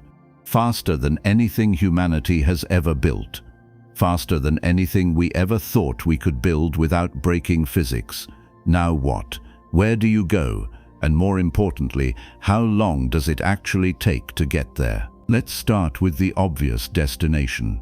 Proxima Centauri, the nearest star, 4.2 light-years away. The place everyone points to when they talk about interstellar travel because it's close, relatively speaking, and because it has planets. At least 2 confirmed worlds orbiting in its habitable zone, Proxima Centauri b and Proxima Centauri d. One of them might have liquid water. One of them might have an atmosphere. We don't know yet. We can't see them clearly enough from here, but they're there, waiting. And if you're going to test your brand new warp drive, if you're going to risk the lives of a crew and the energy output of an entire solar economy on one trip, Proxima Centauri is where you go. It's the closest thing we have to a neighbor, 4.2 light-years. At 90% of the speed of light, which is about as fast as the applied physics subluminal warp design can push you, the trip takes 4.6 years. That's external time. Time as measured by someone standing on Earth, watching you leave. 4.5 years pass on their calendar while you cross the gap. You launch. They wait. You arrive. Simple. Except, here's the part that makes the warp drive different from every other high-speed travel concept we've ever considered. Inside the bubble, you experience the full 4.6 years too. Not compressed, not dilated. You don't skip ahead. You don't age slower than the people you left behind. The usual relativistic tricks don't apply because you're not moving through space-time. The bubble is moving. You're sitting still inside it. Your clocks tick at the same rate as Earth's clocks. Your body ages at the same rate as bodies on Earth. You spend 4.5 years aboard the ship, and 4.5 years pass back home. There's no time debt, no twin paradox. No waking up to find that everyone you knew is dead and the world has moved on without you. That's both a gift and a limitation. It means the crew you send can come home. They're not throwing their lives away. They're not volunteering for a one-way trip into a future they'll never be part of. They leave, they travel, they arrive, they study the system, they gather data. And if the warp drive still works, if the bubble hasn't degraded or the shell hasn't failed, they come back. Another 4.5 years. Total mission time, 9 years. Maybe 10 if you spend time at the destination doing science. That's a long mission by current standards, but it's survivable. It's a career, not a lifetime. People have spent longer on the International Space Station, but 4.5 years is still 4.5 years. You're not teleporting. You're not jumping through a wormhole. You're traveling. And during that time, you're sitting inside a bubble of warped spacetime, moving at 90% of light speed through interstellar space. The view out the window, if you could see out the window, would be unlike anything a human has ever witnessed. At relativistic speeds, light doesn't behave the way you expect. Starlight coming from in front of you gets blue shifted. The wavelengths compress. Stars that should look red or yellow start glowing blue or ultraviolet. The stars behind you, the ones you're moving away from, get red shifted. Their light stretches. Blue stars look red. Red stars dim and vanish into the infrared. The whole sky distorts. Stars directly ahead of you appear brighter and more concentrated. Stars to the side seem to slide forward, clustering toward the direction you're moving. The universe warps itself into a cone of light in front of you and a dim halo behind. It's called relativistic beaming, and it's one of the visual signatures of traveling fast. But you're not just traveling fast, you're traveling inside a warp bubble. The space-time around you is curved, compressed in front, expanded behind.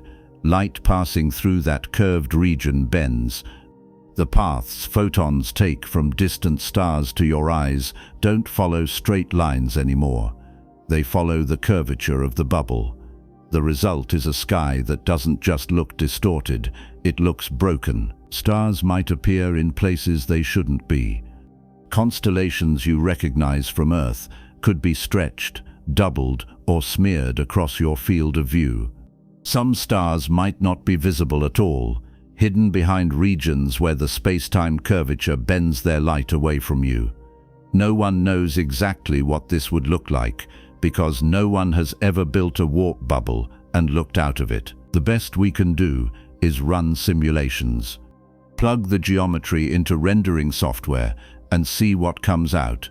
And what comes out looks alien. Beautiful in a way that's hard to describe and deeply unsettling.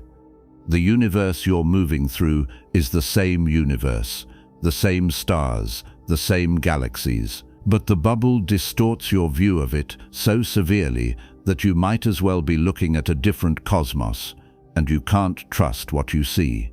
That's the navigation problem. In normal space, if you want to go somewhere, you point your ship at it and go. You see a star, you aim for it, You fire your engines. You get there. Line of sight navigation. It works because light travels in straight lines through flat spacetime. What you see is where things actually are, accounting for light travel time. Easy. In a warp bubble, light doesn't travel in straight lines. It follows the curves. The star you're looking at might not be where it appears to be. The angle could be wrong. The distance could be wrong. You're navigating through warped spacetime, and warped spacetime lies to you. If you aim for a star based on where you see it, you might miss. You might overshoot.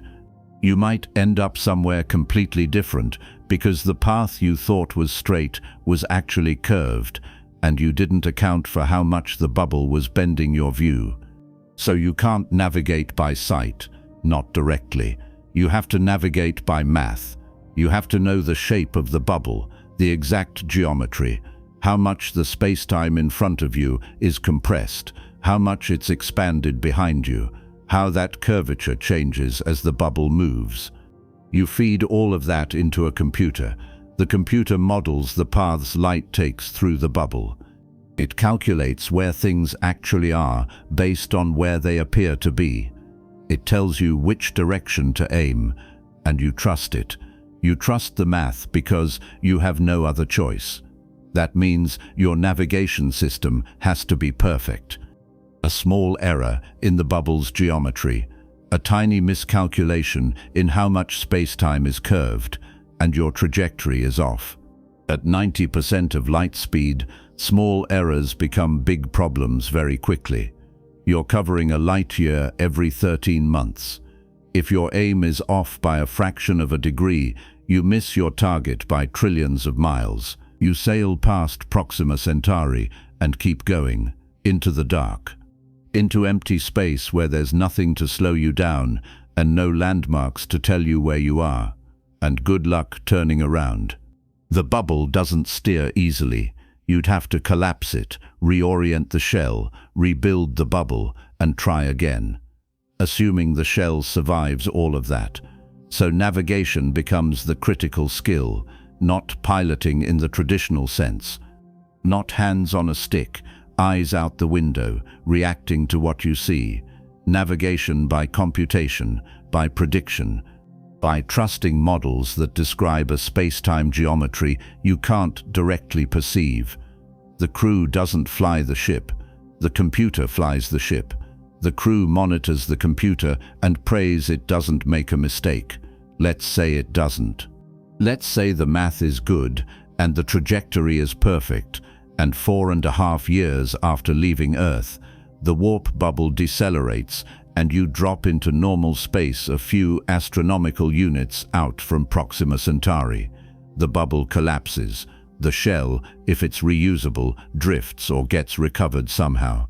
And you're there, sitting in a star system no human has ever visited, looking at a red dwarf star, smaller and dimmer than the sun, with planets close enough to see as disks instead of dots. What do? You study it. That's why you came. You deploy telescopes, spectrometers, probes. You map the planets.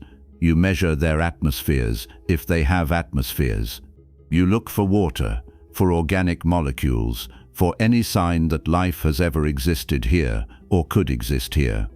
You take pictures. You gather data. You do in weeks or months what ground-based telescopes and space-based observatories spent decades trying to do from 4 light years away, because you're here, right here, in the system, close enough to see details we could never resolve from Earth. And maybe you find something. Maybe Proxima Centauri b has oceans. Maybe it has weather. Maybe there's a thin atmosphere clinging to the surface, held in place by a magnetic field that protects the planet from the star's flares. Red dwarfs are violent. They throw tantrums, massive solar flares that would sterilize any nearby planet if it didn't have protection. But if Proxima b has a magnetic field, if it has water, if the conditions are even remotely close to habitable, you've just confirmed the existence of a second home, A place humanity could go. Not easily, not soon, but eventually. Or maybe you find nothing. Maybe the planets are dead. Airless rocks baked by radiation, tidally locked, so one side always faces the star and the other side is frozen in permanent night. Maybe the system is a graveyard, interesting scientifically, but useless for anything else. That's fine, you came to find out. Now you know, and knowing is the point. Proxima Centauri is the first step, the proof of concept. The destination that proves the warp drive works and that interstellar travel is possible. But it's not the only step. It's not even the most interesting step. Because once you've proven you can reach one star, you can start thinking about the others. There are 12 star systems within 10 light-years of Earth. 12. Some of them are single stars. Some are binaries or triples. Some of them have planets. Some don't. We've catalogued most of them. We know their distances, their spectral types, their masses. And with a warp drive, all of them are reachable within a decade or two. You launch, you travel, you arrive, you study, you move on to the next one. Epsilon Eridani, 10.5 light-years. A young star, less than 1 billion years old, with at least one confirmed planet, and possibly more. A system still forming, still chaotic. Dust rings, asteroid belts, maybe protoplanets in the process of accreting. A chance to watch a solar system being born. Tau Ceti, 12 light-years, a sun-like star, stable, quiet, old enough to have planets that have settled into stable orbits, at least 4 confirmed worlds, though none of them are in the habitable zone. Still, it's the closest thing we have to a solar twin. A system that might look like ours did billions of years ago, or might look like ours will billions of years from now. 61 Cygni, 11.4 light-years, a binary system, 2 stars orbiting each other, at least one planet confirmed around one of the stars. A chance to study how planets form and survive in a system where the gravity is complicated, where tidal forces and orbital resonances create dynamics we've never observed up close. Every one of these systems is a mission, a destination, a reason to build another warp bubble and send another crew. And every mission adds to the catalogue, to the map, to humanity's understanding of what's out there. You're not exploring the galaxy, not yet. You're exploring the neighborhood, the local stars. The systems close enough that a round trip is measured in decades, not centuries. Close enough that the people who leave might live to come home. But the neighborhood is just the beginning, because 10 light-years is arbitrary. There's nothing special about 10 light-years, except that it's a round number and it fits neatly on a map. Push a little farther, 20 light-years, 50, 100. The number of stars grows exponentially. Within 50 light-years of Earth, there are roughly 1,500 stars. Some of them are dim red dwarfs we've barely studied. Some of them are bright, massive, short-lived giants. Some of them have exoplanets we've detected through transits or radial velocity measurements. Worlds we know exist but have never seen. With a warp drive, you could visit them, all of them, given enough time, enough ships, enough energy to keep building bubbles and sending crews out into the dark. And this is where the scope starts to shift, because 100 light-years is no longer the neighborhood. 100 light-years is a volume of space containing a meaningful fraction of the galaxy's stellar diversity. You've got main sequence stars, red giants, white dwarfs, binaries, triples, systems with planets, systems without, young stars, old stars, stars rich in heavy elements, and stars that formed from pristine primordial gas. 100 light-years is enough space to start asking big questions. Not just, are there habitable planets, but what kinds of planets exist, and how do planetary systems evolve, and what's the distribution of life in the galaxy, if life exists at all? That last question is the big one. The reason most people care about interstellar travel in the first place. Are we alone? And if we're not, where is everyone? The warp drive doesn't answer that question directly. It's a tool, a way to go look. But it makes looking possible in a way it never was before. You're not sending robots. You're not waiting decades for a probe to reach a distant star and send back a few blurry pictures. You're sending people, scientists, explorers, humans who can look at a planet up close and make decisions in real time, who can deploy instruments, adjust their approach, follow up on unexpected findings, who can land on a world if it's safe and step outside if it's habitable and bring back samples if there's anything worth bringing back. That's the dream. That's what a warp drive enables, not instant travel, not Star Trek's Warp 9 flying across the galaxy in an afternoon, but real, achievable, survivable interstellar exploration.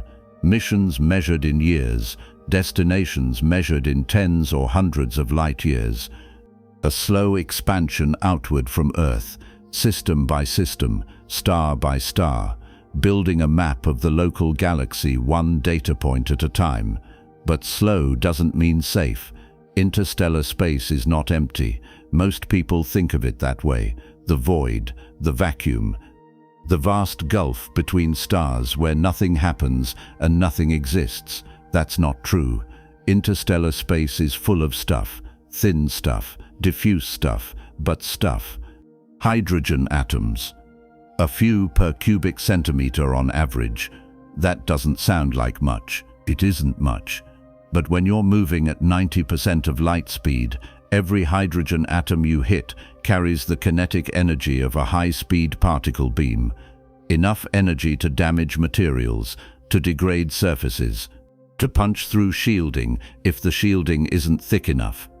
The warp bubble's shell protects you from most of that. The shell is dense enough and massive enough that interstellar hydrogen doesn't punch through. It hits the outer edge of the shell, dumps its energy, and that's the end of it. But the collisions generate radiation, X-rays, gamma rays, secondary particles. A steady drizzle of high-energy photons scattering inward from the shell's surface.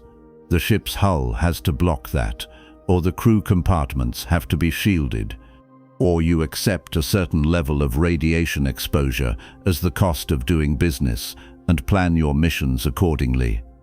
Then there's dust, interstellar dust grains, microscopic particles of silicates and carbon compounds left over from dead stars. Most of them are tiny, a few micrometers across, harmless to a stationary object, devastating to something moving at relativistic speeds. A dust grain weighing a trillionth of a gram, hitting you at 90% of light speed, delivers the kinetic energy of a bullet, maybe more. The shell absorbs that too, but enough impacts and the shell degrades, material erodes. The fields holding it together have to compensate. And if you hit a dense dust cloud, a region where the particle density spikes, the impacts could overwhelm the shell's ability to dissipate the energy. You'd have to slow down, drop out of warp, navigate around the cloud, then rebuild the bubble and accelerate again. Navigating interstellar space at high speed isn't just about aiming for the destination. It's about plotting a course that avoids hazards. Dense molecular clouds, dust lanes, regions where the interstellar medium thickens. You can't see these obstacles from Earth, not clearly. You'd need advanced surveys, robot probes maybe, sent ahead at lower speeds to map the route. Or you'd need telescopes powerful enough to image the interstellar medium in detail from light years away. Either way, you're not just flying blind into the dark. You're planning, mapping, preparing, making sure the path is clear before you commit to the journey. And assuming the path is clear, assuming you avoid the dust clouds and the dense regions and the radiation hazards, you still have to deal with the fact that space is big, really big. 100 light-years feels achievable when you're thinking in terms of a warp bubble moving at 90% of light speed. 111 years to get there. A couple of human lifetimes, long but not impossible. But 100 light-years is nothing on a galactic scale. The Milky Way is 100,000 light-years across. The galactic core, the dense cluster of stars at the center, is 26,000 light-years from Earth. Even at 90% of light speed, getting there takes 29,000 years. You're not making that trip. No one is, not with a subliminal warp drive. So the galactic core is out. The far side of the galaxy is out. Most of the galaxy is out. What you get, what a subliminal warp drive actually gives you, is access to the local volume. A sphere a few hundred light-years in radius, centered on Earth, containing maybe 10,000 stars. That's your playground. That's the region you can explore in missions that take decades instead of millennia. 10,000 stars, 10,000 chances to find something. A habitable planet, a living world, a neighbor. 10,000 stars sounds like a lot. It is a lot, but it's a tiny fraction of the galaxy. The Milky Way contains somewhere between 200 billion and 400 billion stars, depending on whose estimate you trust. Your 10,000 stars represent about 0.005% of that total. You're exploring a pinprick, a speck, a rounding error, and that's fine. That's more than humanity has ever explored before. That's more than we ever thought we could explore. A subliminal warp drive doesn't unlock the whole galaxy. It unlocks the part of the galaxy we can actually reach. The part where travel times are measured in human lifetimes instead of geological epochs. The part where missions are hard but possible. But here's the question that starts nagging at you once you've accepted those limits. If you can build a subliminal warp bubble, if you can curve spacetime enough to carry a ship at 90% of light speed without the ship moving through that spacetime, what stops you from going faster? The applied physics solution is subliminal because the shell is made of matter and matter can't exceed light speed. But what if you tweaked the design? What if you found a different geometry? A different configuration that lets the bubble move faster than the shell? What if the shell stays subliminal, but the bubble doesn't? No one knows if that's possible. The equations don't obviously forbid it, but they don't obviously allow it either. It's an open question. A crack in the wall that might lead somewhere, or might just be a crack. But the fact that it's open, the fact that there's room to ask the question at all, means someone is going to try. Someone is going to build a subliminal bubble, test it, refine it, and start pushing the design toward the edge, toward the limit. Toward the place where subliminal becomes superluminal and the galaxy stops being out of reach. That's the horizon. That's what you're chasing. Not Proxima Centauri. Not the nearest 10,000 stars. The possibility that the warp drive we've just started to understand is only the first step. That the subliminal bubble is a prototype, a proof of concept. And that somewhere in the equations, buried in the flexibility of general relativity, there's a way to go faster, to reach the galactic core, to cross the space between galaxies, to visit the 2 trillion galaxies scattered across the observable universe and see what's out there. The 2024 breakthrough didn't give us that. It gave us something smaller, something real, a warp drive that works within the rules, that obeys the speed limit, that lets us explore the neighborhood, and the neighborhood is enough for now. Because once you've proven you can leave, once you've shown that the stars are reachable, the rest is just a matter of time. Someone will find the next loophole, the next configuration, the next trick hidden in Einstein's equations, and when they do, the horizon moves again, farther, faster, until there's nowhere left we can't go. Here's the truth nobody wants to say out loud.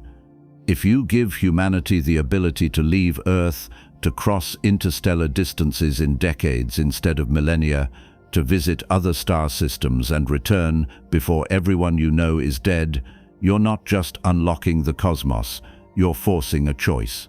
A big one. The kind of choice that defines what we are and what we're going to become.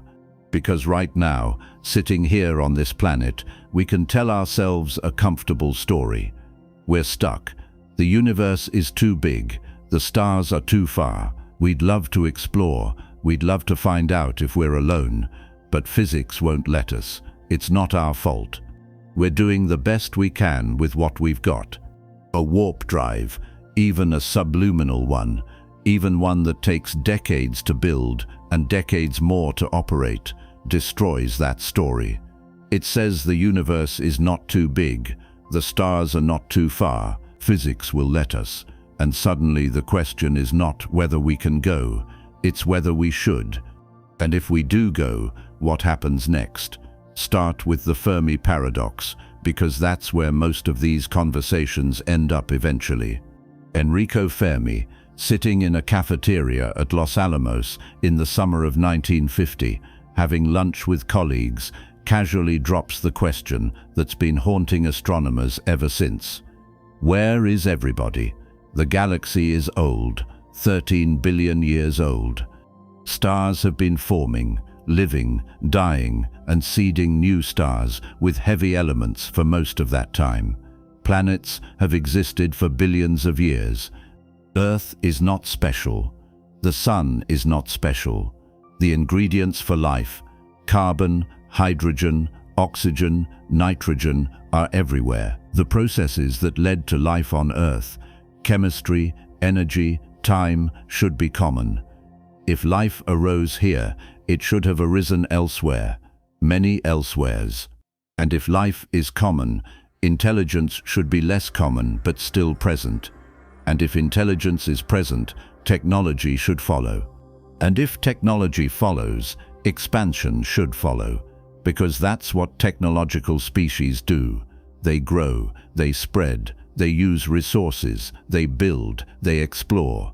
The Milky Way is 100,000 light-years across. If a civilization develops interstellar travel, even slow interstellar travel, they could colonize the entire galaxy in a few million years.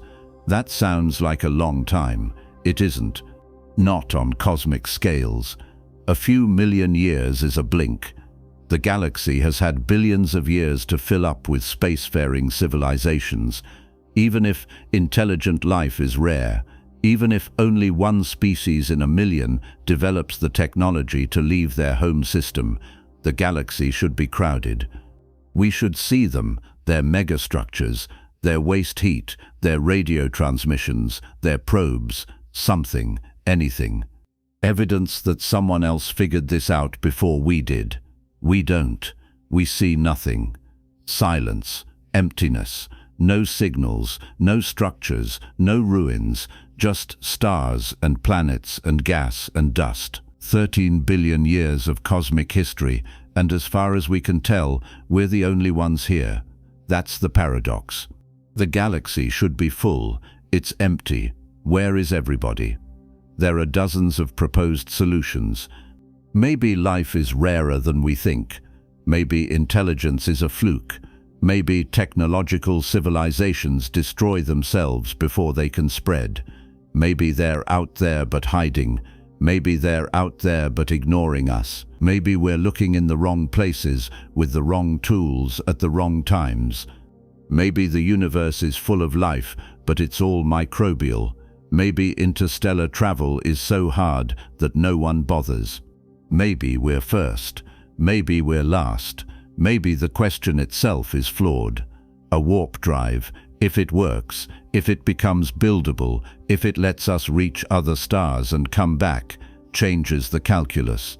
Because one of the most common answers to the Fermi paradox is that interstellar travel is just too hard. The distances are too vast, the energy costs are too high, the time scales are too long. No civilization, no matter how advanced, bothers with it because the return on investment isn't worth the effort. You could send a probe to another star, sure, but why? What do you learn that you couldn't learn by building bigger telescopes and staying home? What resource do you acquire that you couldn't mine from asteroids in your own system? What advantage does colonization give you when your home system has more space and more raw material than you could use in 1 billion years? That argument breaks if you can build a warp drive. If the trip to Proxima Centauri takes 5 years instead of 75,000, if the crew comes back alive, if the mission is repeatable, then interstellar travel stops being a civilizational suicide pact and starts being an option, a real one.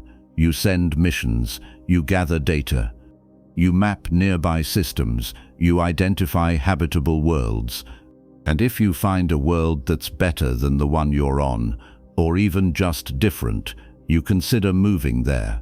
Not all of you, not billions of people in generation ships, a few hundred, a few thousand, enough to start a colony, enough to see if it works. That's how expansion starts. Not with grand plans to colonize the galaxy, with small steps, Proxima Centauri, Epsilon Eridani, Tau Ceti, one system at a time. You learn what works, you build infrastructure, you establish supply lines, and over centuries or millennia you spread. Not because you're conquering, because you can, because the option exists, and there's no reason not to take it. If humanity could do that, why didn't anyone else? If the warp drive is achievable with known physics, if it only requires enormous energy and advanced engineering but not magic or exotic matter, then any sufficiently advanced civilization should have figured it out by now, built it, used it, spread across the galaxy, left traces. The paradox doesn't go away, it gets worse. Because now you can't blame the distances, you can't say interstellar travel is too hard. It's not too hard, it's just hard. And hard is something civilizations solve. So either we're first, which seems unlikely given the age of the galaxy, or we're missing something. Maybe the warp drive looks possible on paper but turns out to be a dead end when you try to build it. Maybe the energy requirements scale in ways we don't understand yet, and no one can gather enough power to make it work. Maybe there's a threshold, a great filter, that stops civilizations before they reach the point where interstellar travel becomes practical. War, environmental collapse, AI, bioweapons, resource exhaustion, something that kills you before you get off your planet in meaningful numbers. Or maybe they're out there. Maybe the galaxy is full of civilizations and we just can't see them because they're quiet, because they've learned to be efficient, because their technology doesn't leak radiation into space the way ours does, because they're not interested in us, we're not worth talking to, we haven't proven ourselves yet. We're children playing with fire, barely capable of not destroying ourselves, and they're waiting to see if we grow up or burn down. That idea, the zoo hypothesis, the idea that advanced civilizations are deliberately avoiding contact with us, has always felt patronizing, but it makes more sense if interstellar travel is easy.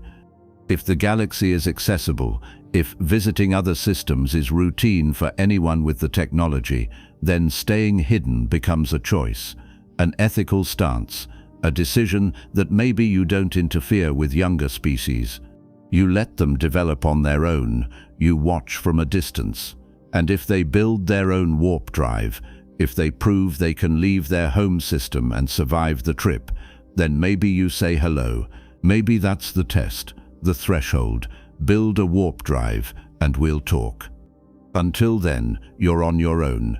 That's speculation, fun speculation, but speculation. The honest answer is we don't know why the galaxy looks empty.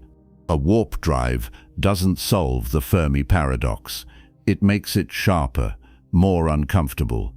Because now the question is not just where is everybody, it's why haven't they come here? And if they have, why didn't they leave evidence? And if they haven't, what does that say about the future of technological civilizations in a universe that allows interstellar travel? Now let's talk about what happens to us, to humanity, if we build a warp drive and use it. If we start sending missions to other stars and some of those missions succeed, if we find habitable planets and decide to settle them, what does that do to human society, to our politics, our economies, our sense of who we are and what we're doing here? The first effect is obvious: expansion. For the first time in centuries, maybe for the first time ever, humanity would have a frontier again. Not a frontier in the colonial sense, though that's a conversation we'll get to. A frontier in the literal sense. New places, unsettled places. Places where the rules haven't been written yet and the future is open. Earth is full, every piece of land is claimed, every resource is accounted for, every border is drawn. You're born into a system, a country, a set of laws and expectations and constraints. There's no empty space left, no place to go if you don't fit. The frontier closed a long time ago. Interstellar travel opens it again. Not on Earth, out there, new worlds, new systems. New opportunities for people who want to start over, who want to build something different, who don't fit into the structures that dominate Earth and don't want to. That's the dream version, the version where expansion is voluntary and peaceful and driven by curiosity and hope. The reality is probably messier, because new frontiers mean new resources, and new resources mean competition. If you find a planet with liquid water, with breathable air, with minerals and metals and energy sources that are easier to extract than anything left on Earth, someone is going to want to claim it. Someone is going to argue they got there first. Someone is going to try to set up a government or a corporation or a settlement and tell everyone else to stay out. And someone else is going to ignore that and show up anyway. You're recreating colonialism, not because anyone wants to, because that's what happens when you have valuable things in places no one controls and the technology to reach them. Earth's history with colonization is not encouraging. It's full of exploitation, violence, displacement, and the long, grinding consequences of treating new places as resources to be extracted and new people as obstacles to be removed. Interstellar colonization doesn't have the people problem because, as far as we know, most planets are empty. But the resource problem is still there, and the power problem. Who decides who gets to go? Who gets to claim a new world? What laws apply when you're 4 light years from Earth and the nearest authority is years away by communication delay? What stops someone from declaring independence and telling Earth to go to hell? Nothing. That's the short answer. If you're far enough away, if the trip back is long enough and hard enough, enforcement becomes impossible. You can write all the laws you want. You can draft treaties and charters and codes of conduct. But if a colony decides it doesn't want to follow them, what are you going to do? Send a fleet? By the time the fleet arrives, the colony has had years to prepare, or the political situation on Earth has changed and no one cares anymore. Or the colony has grown large enough and powerful enough that reconquering it would be a war, and wars are expensive.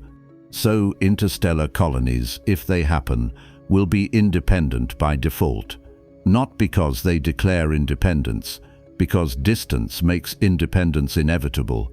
You can't govern something you can't reach in less than a decade. You can try. You can maintain communication. You can trade. You can negotiate. But control? No, that's gone. That's the trade-off. You send people to another star and you lose them.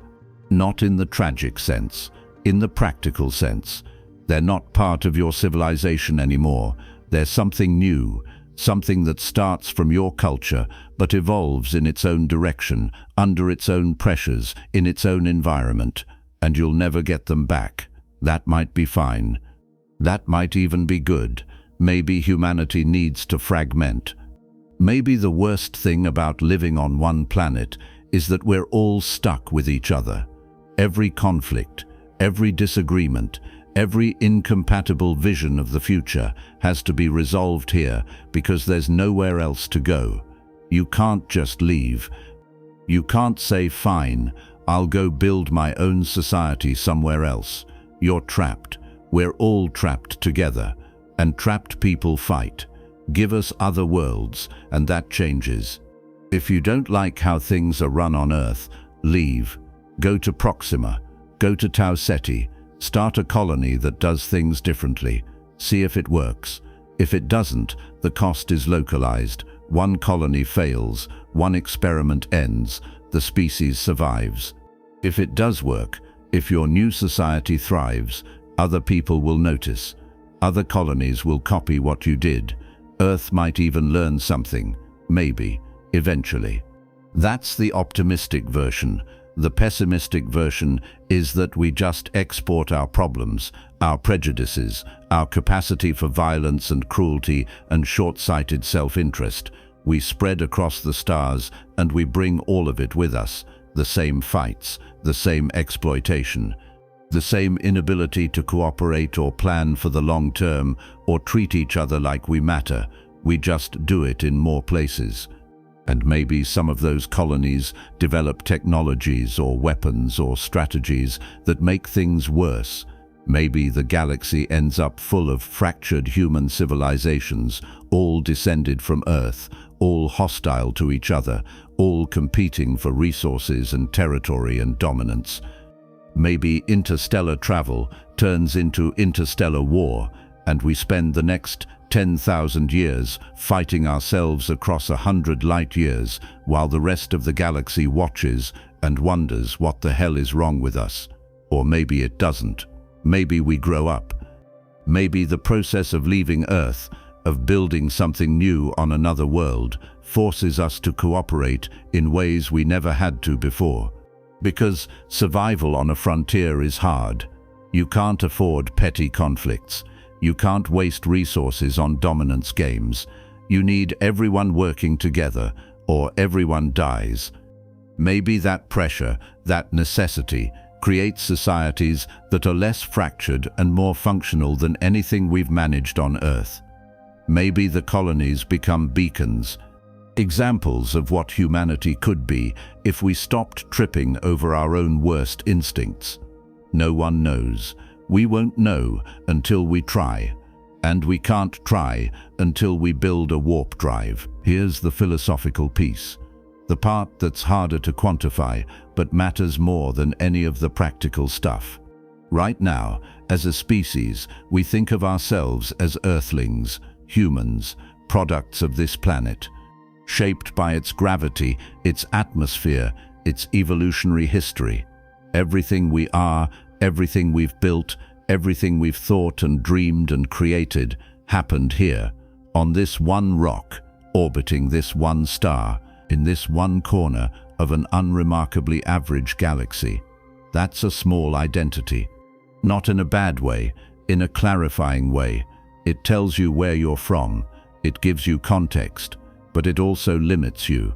Because if Earth is the only place, if this planet is the entirety of the human experience, then our future is tied to this planet's future. When the sun expands and swallows Earth in 5 billion years, that's the end. When the next asteroid hits, or the supervolcano erupts, or the climate collapses, or whatever existential risk we fail to anticipate finally catches up with us, that's the end, all of it. Every symphony, every equation, Every story, every moment of kindness and courage and creativity, gone, because we only ever existed in one place, and that place stopped being habitable. Interstellar travel changes that. Not immediately, not in our lifetimes, but eventually. If we spread to other stars, if we establish colonies that survive and grow and become self-sustaining, then humanity stops being Earthlings. We become something else, a multi-world species, a civilization that exists in more than one place. And once you're in more than one place, you're harder to kill. One planet fails, the others continue. One system becomes uninhabitable, the species survives elsewhere. You've backed yourself up, distributed the risk, ensured that no single catastrophe can end everything. That's the practical argument for leaving Earth. The existential risk reduction argument. Don't put all your eggs in one basket. Spread out, survive. But there's a deeper shift that happens, a psychological one. Once you're living on multiple worlds, Earth stops being the center. It becomes the origin, the place we came from. Important historically, maybe spiritually, but not the only place that matters, not the only place that's home. And that's a strange thought, because home is supposed to mean something. It's supposed to anchor you, give you a sense of belonging. If home becomes optional, if there are dozens or hundreds or thousands of places humans live, none of them more central than any other, what does that do to identity, to culture, to the stories we tell about who we are? Do we fragment into isolated branches, each one evolving separately, each one diverging until we're not really the same species anymore? Or do we stay connected, build networks, maintain communication, create a shared galactic culture that spans light years and persists across centuries? No one knows. Both could happen. Probably both will happen. Some colonies will drift, some will stay close.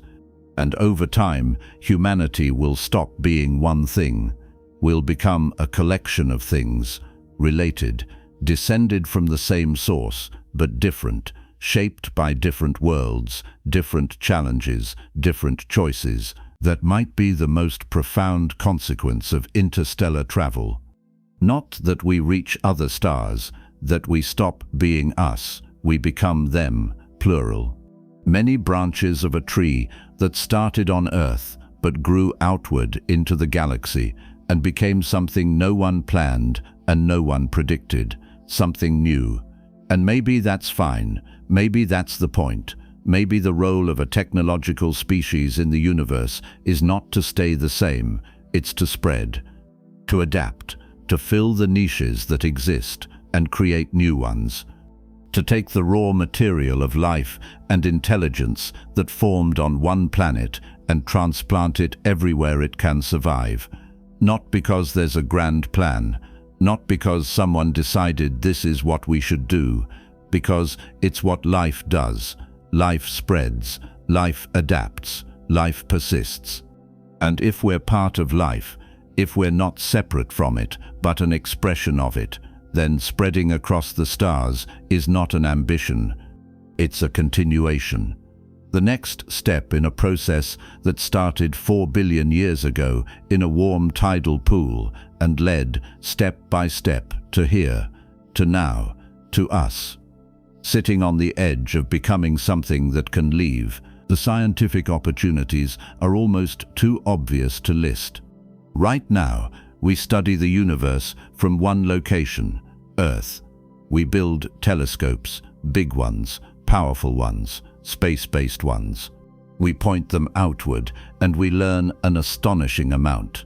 The age of the universe, the distribution of galaxies, the life cycles of stars, the existence of exoplanets, black holes, dark matter, dark energy, all of that from one planet, one vantage point.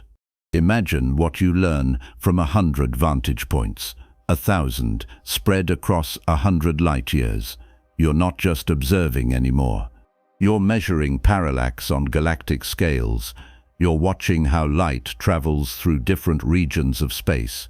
You're mapping the distribution of matter and energy in ways that are impossible from a single location. You're doing cosmology the way it's supposed to be done, with data from everywhere, with instruments positioned to capture perspectives no single observer could ever see. And you're doing local science too, planetary science, atmospheric science, geology, biology, if you're lucky enough to find it. Every star system is a laboratory. Every planet is a test case. You want to understand how planets form? Go look at a young system where planets are still accreting. You want to understand atmospheric dynamics on worlds with different compositions and different stellar radiation. Go measure them. You want to know if life arises independently in different environments. Go find out, directly, by going there and looking. That's the difference between astronomy and exploration. Astronomy is looking at something far away and inferring what it is based on the light it emits. Exploration is going there and checking. Both are valuable, but exploration answers questions astronomy can't. It gives you context, detail, ground truth. It turns models into measurements. And maybe, in one of those star systems, you find something you weren't expecting. Not a habitable planet, not a resource, something else. Evidence, ruins, artifacts, technology. Proof that someone else was here before you, that you're not first, that the galaxy is not empty. That the Fermi paradox has an answer, and the answer is, they existed, but they're gone now, and you're looking at what they left behind. That's the discovery that changes everything. Not a planet, a civilization, dead or alive, doesn't matter, just proof that it happened. That intelligence arose somewhere else, that we're not alone, that the universe is capable of producing minds and technologies and societies, and that we're one example but not the only one. That's the finding that recontextualizes all of human history. Every war, every invention, every philosophy, every religion, all of it happened in a context where we thought we might be the only ones, and then you find out we're not. And you have to rebuild your understanding of what that means. Or maybe you don't find anything. Maybe you visit 100 stars and they're all empty. Planets, yes, lots of planets. Some of them habitable, some of them beautiful, but no life, no intelligence, no one, just you, just us. Humanity spreading outward into a galaxy that's full of places but empty of people. And maybe that's the answer to the Fermi paradox. Maybe we're early. Maybe intelligence is so rare, so improbable, that it only happens once every few billion years per galaxy. And we're it. We're the first, the ones who got lucky. The ones who happened to arise at a time when the galaxy was old enough to support complex chemistry, but young enough that no one else had filled it yet. And if that's true, if we're genuinely alone, then the responsibility is ours. The galaxy doesn't care if it's empty. It doesn't care if it stays empty, but we might. We might decide that a galaxy full of life, even if it's only human life, is better than a galaxy full of rocks. That spreading, colonizing, building, creating is worth doing not because it benefits us, but because it fills a void that would otherwise remain unfilled forever. That we're the ones who bring meaning to a universe that has none. That our role, our purpose, if we want to call it that, is to take this one spark of intelligence that ignited on Earth and carry it as far as we can before it goes out. That's a heavy responsibility, especially when you consider the ethical problems. Because if you're spreading across the galaxy, if you're settling planets and using resources and building civilizations, you're changing things. You're taking places that were sterile and making them not sterile. And maybe that's fine if the places are genuinely dead, but what if they're not? What if there's microbial life? Simple life. Life that hasn't evolved intelligence yet, but could, given another billion years. Do you settle that planet anyway? Do you contaminate it? Do you wipe it out, intentionally or accidentally, because you need the space and it's just bacteria, so who cares? That's the question the Prime Directive was designed to address. Star Trek's rule. Don't interfere with less advanced civilizations. Let them develop on their own. Don't impose your values or your technology or your presence on them until they're ready. It's a nice idea. It appeals to a certain ethical instinct, the instinct that says powerful entities have a responsibility not to dominate weaker ones. That might makes right is a bad framework. That respect and patience and non-interference are virtues, but it's also paternalistic, and it assumes you can draw a clean line between interference and non-interference, between ready and not ready. If you find a planet with pre-industrial intelligent life, do you say hello? Do you offer help? Do you trade? Do you just watch? And if you watch, are you interfering by watching? If they see your ship in the sky, if they build myths around it, if their development changes because they know someone else is out there, have you violated the rule? And what about planets with no intelligent life, but lots of other life? Ecosystems, biospheres, complex ecologies that took billions of years to evolve. Do you settle those? Do you terraform them? Do you say, well, there's no people here, so it's ours now, even though you're destroying something that might have been on its way to producing people eventually? There are no easy answers. Every choice is a trade-off. Settle the planet, and you're destroying or altering something that existed before you. Don't settle it, and you're giving up an opportunity for your own species to expand and survive. Wait and see if intelligence evolves, and you might be waiting billions of years. Act now, and you're making a decision that can't be undone. Most likely, if we ever get to the point where these decisions matter, we'll make them the way we always make them, badly, inconsistently, driven by short-term interests and political pressures and whoever has the most power at the moment. Some colonies will respect the planets they settle. Some won't. Some will try to preserve what they find. Some will strip mine it, and we'll spend centuries arguing about which approach was right while the damage is already done. That's the human way. We figure things out by screwing them up first. And maybe that's fine. Maybe the cost of exploration is mistakes, big ones, irreversible ones. And maybe we accept that cost because the alternative is staying home, staying small, staying safe, never finding out what's out there because we're too afraid of getting it wrong. Or maybe we do better. Maybe the process of leaving Earth, of becoming a multi-world species, forces us to grow up in ways we haven't had to yet. Maybe the knowledge that we're responsible for more than one planet, that our decisions affect entire biospheres and entire futures, makes us more careful, more thoughtful, more willing to ask the hard questions before we act instead of after. That's the hope. The idea that interstellar travel doesn't just give us new places to go, it gives us a reason to be better.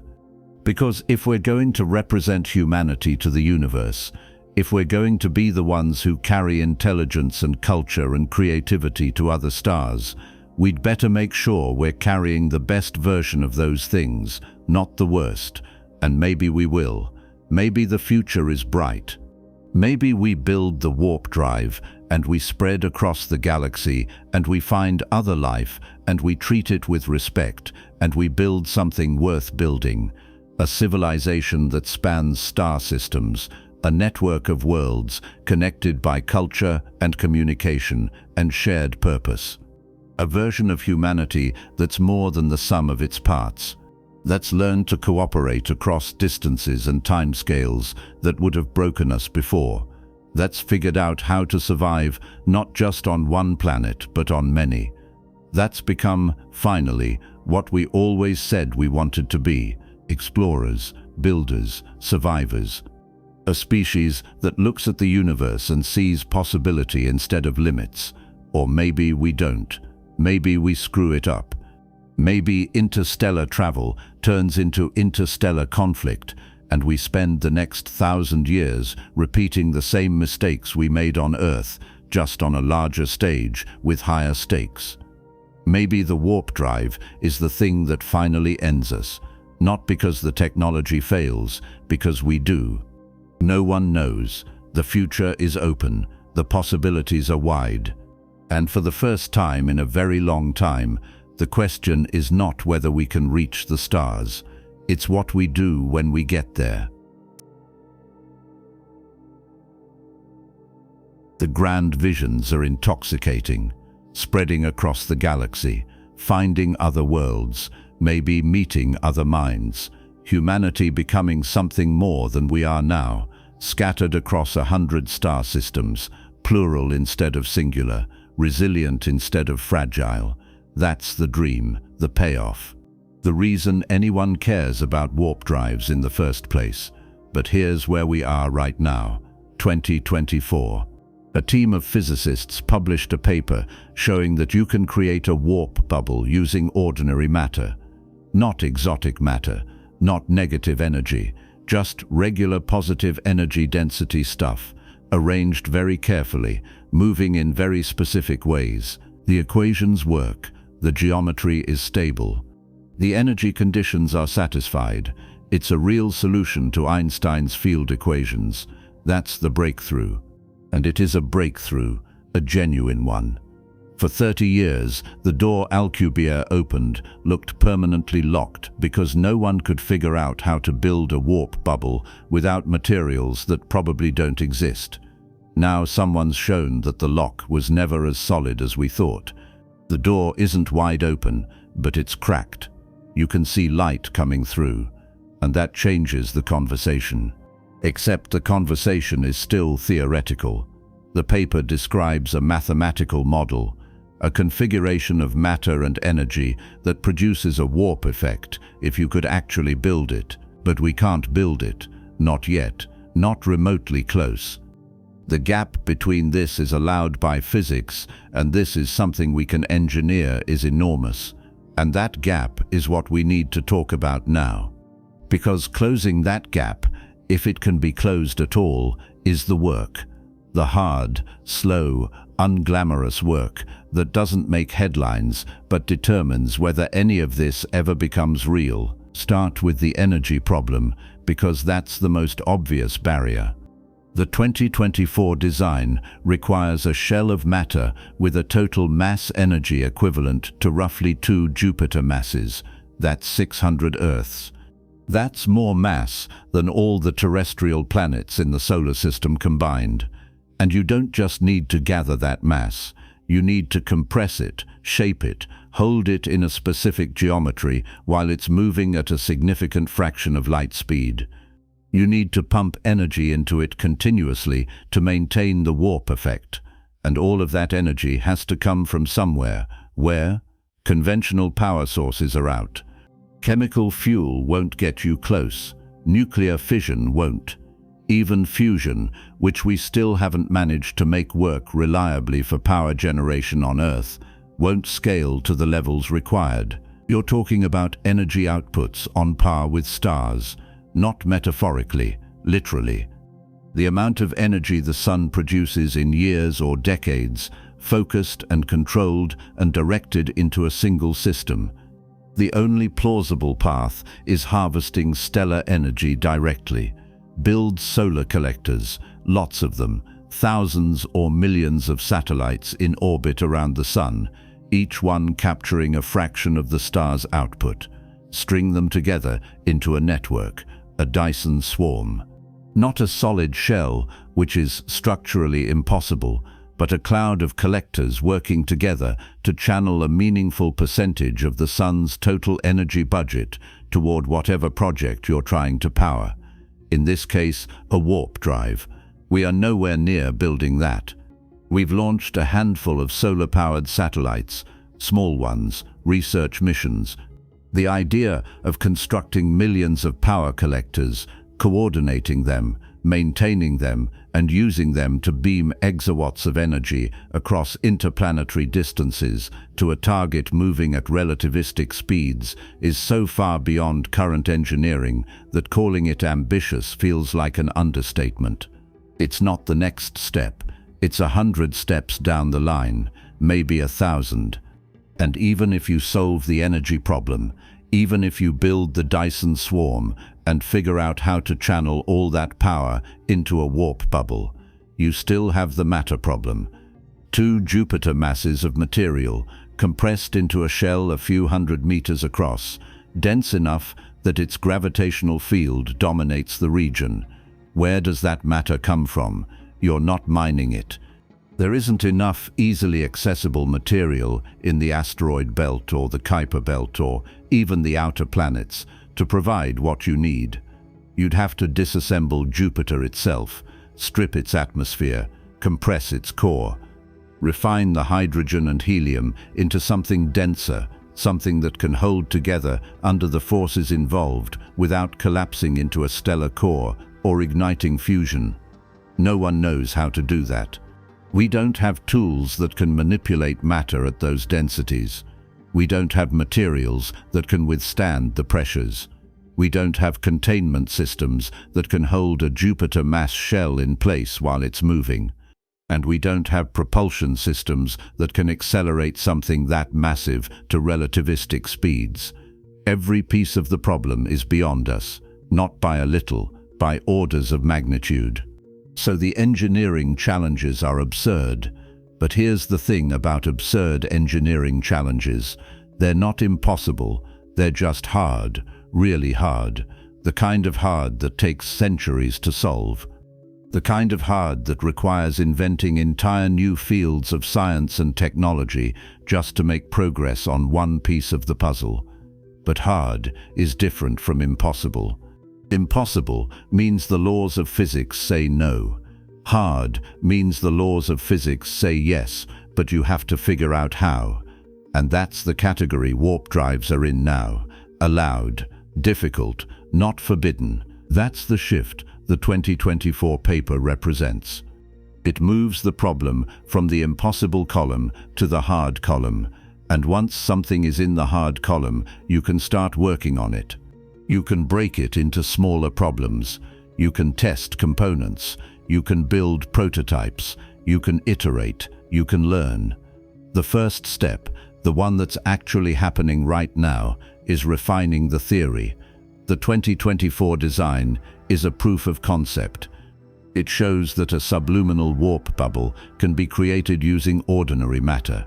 But it's not optimized. The energy requirements are still enormous. The geometry is complex. The stability conditions are stringent. There's room to improve, maybe a lot of room. And improving the design means going back to the equations, testing variations, running simulations, and looking for configurations that do the same thing with less energy, or more stability, or simpler geometry, or all three. That work is already underway. The team at Applied Physics has built software tools, including something they call the Warp Factory, designed specifically to test different warp bubble configurations and see which ones satisfy Einstein's field equations without violating energy conditions. It's a computational approach.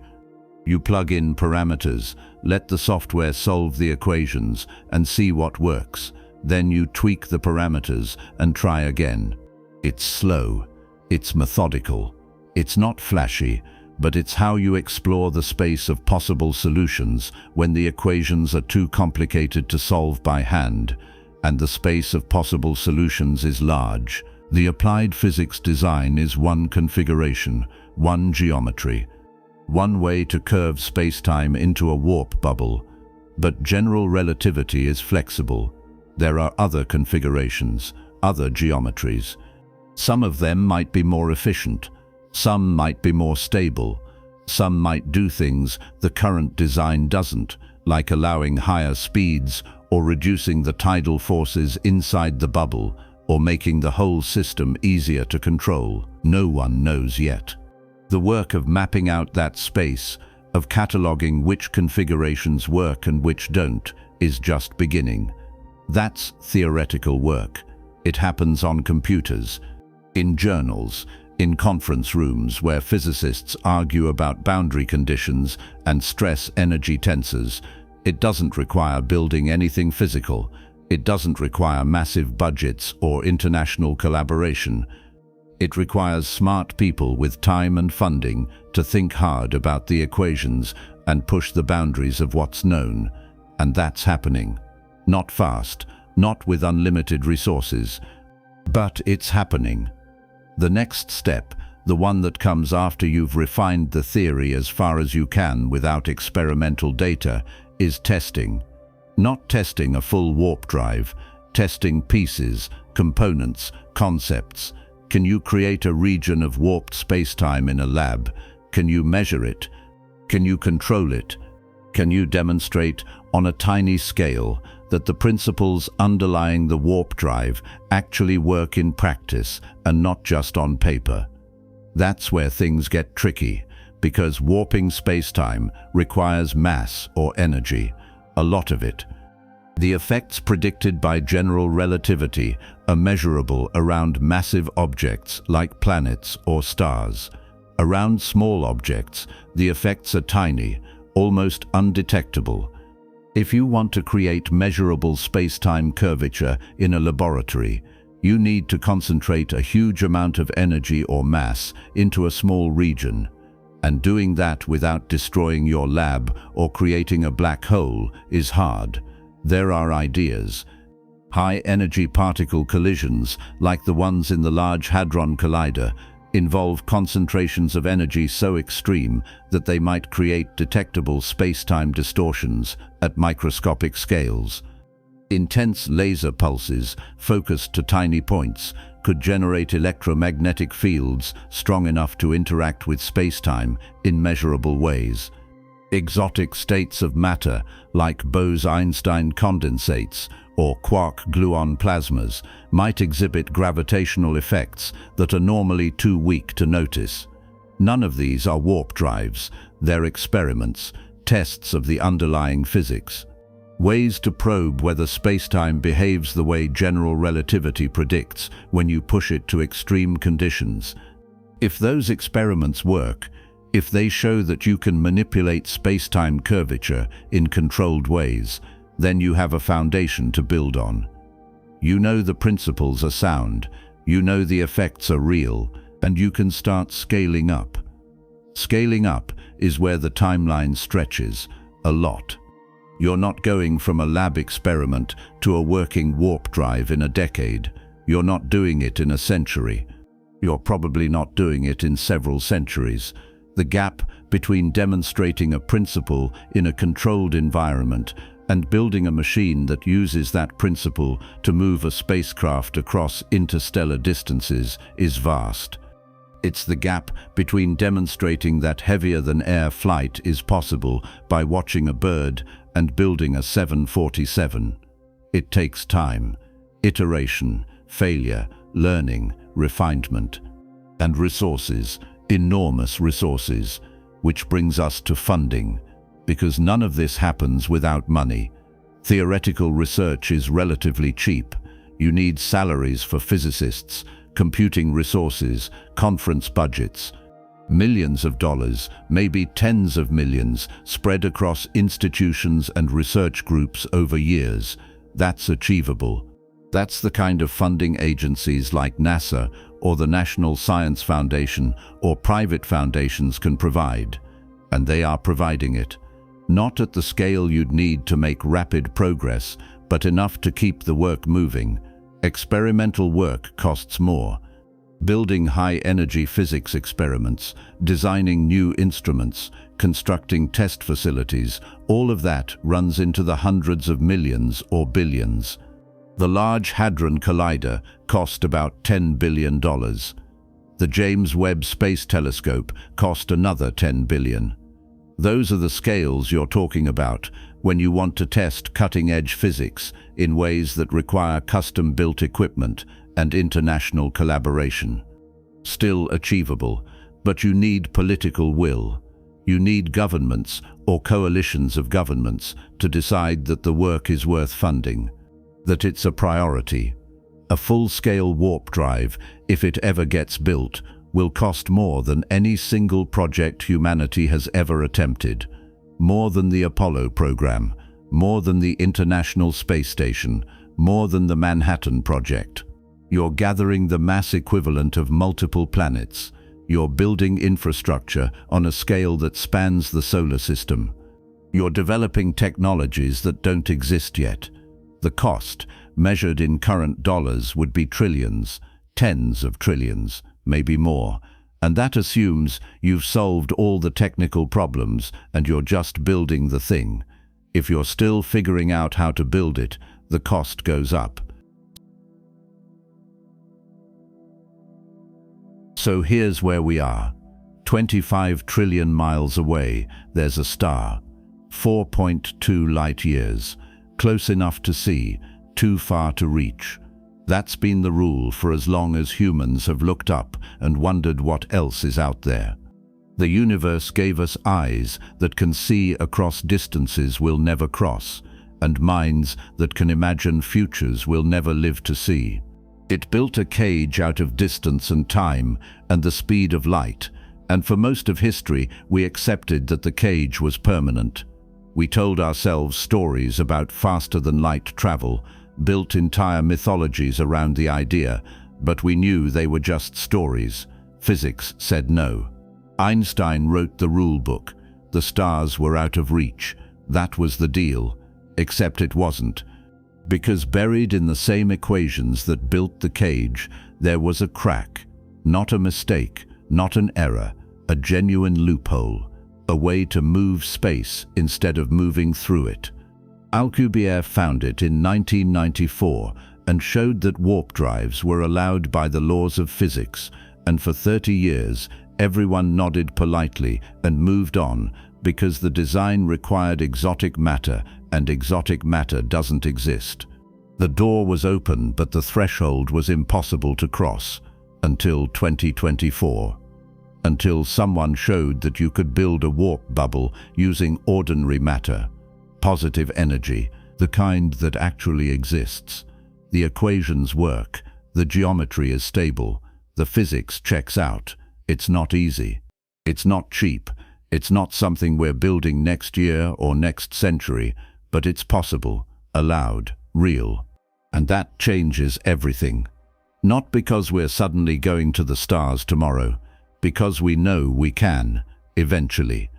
The cage has a crack, and the crack is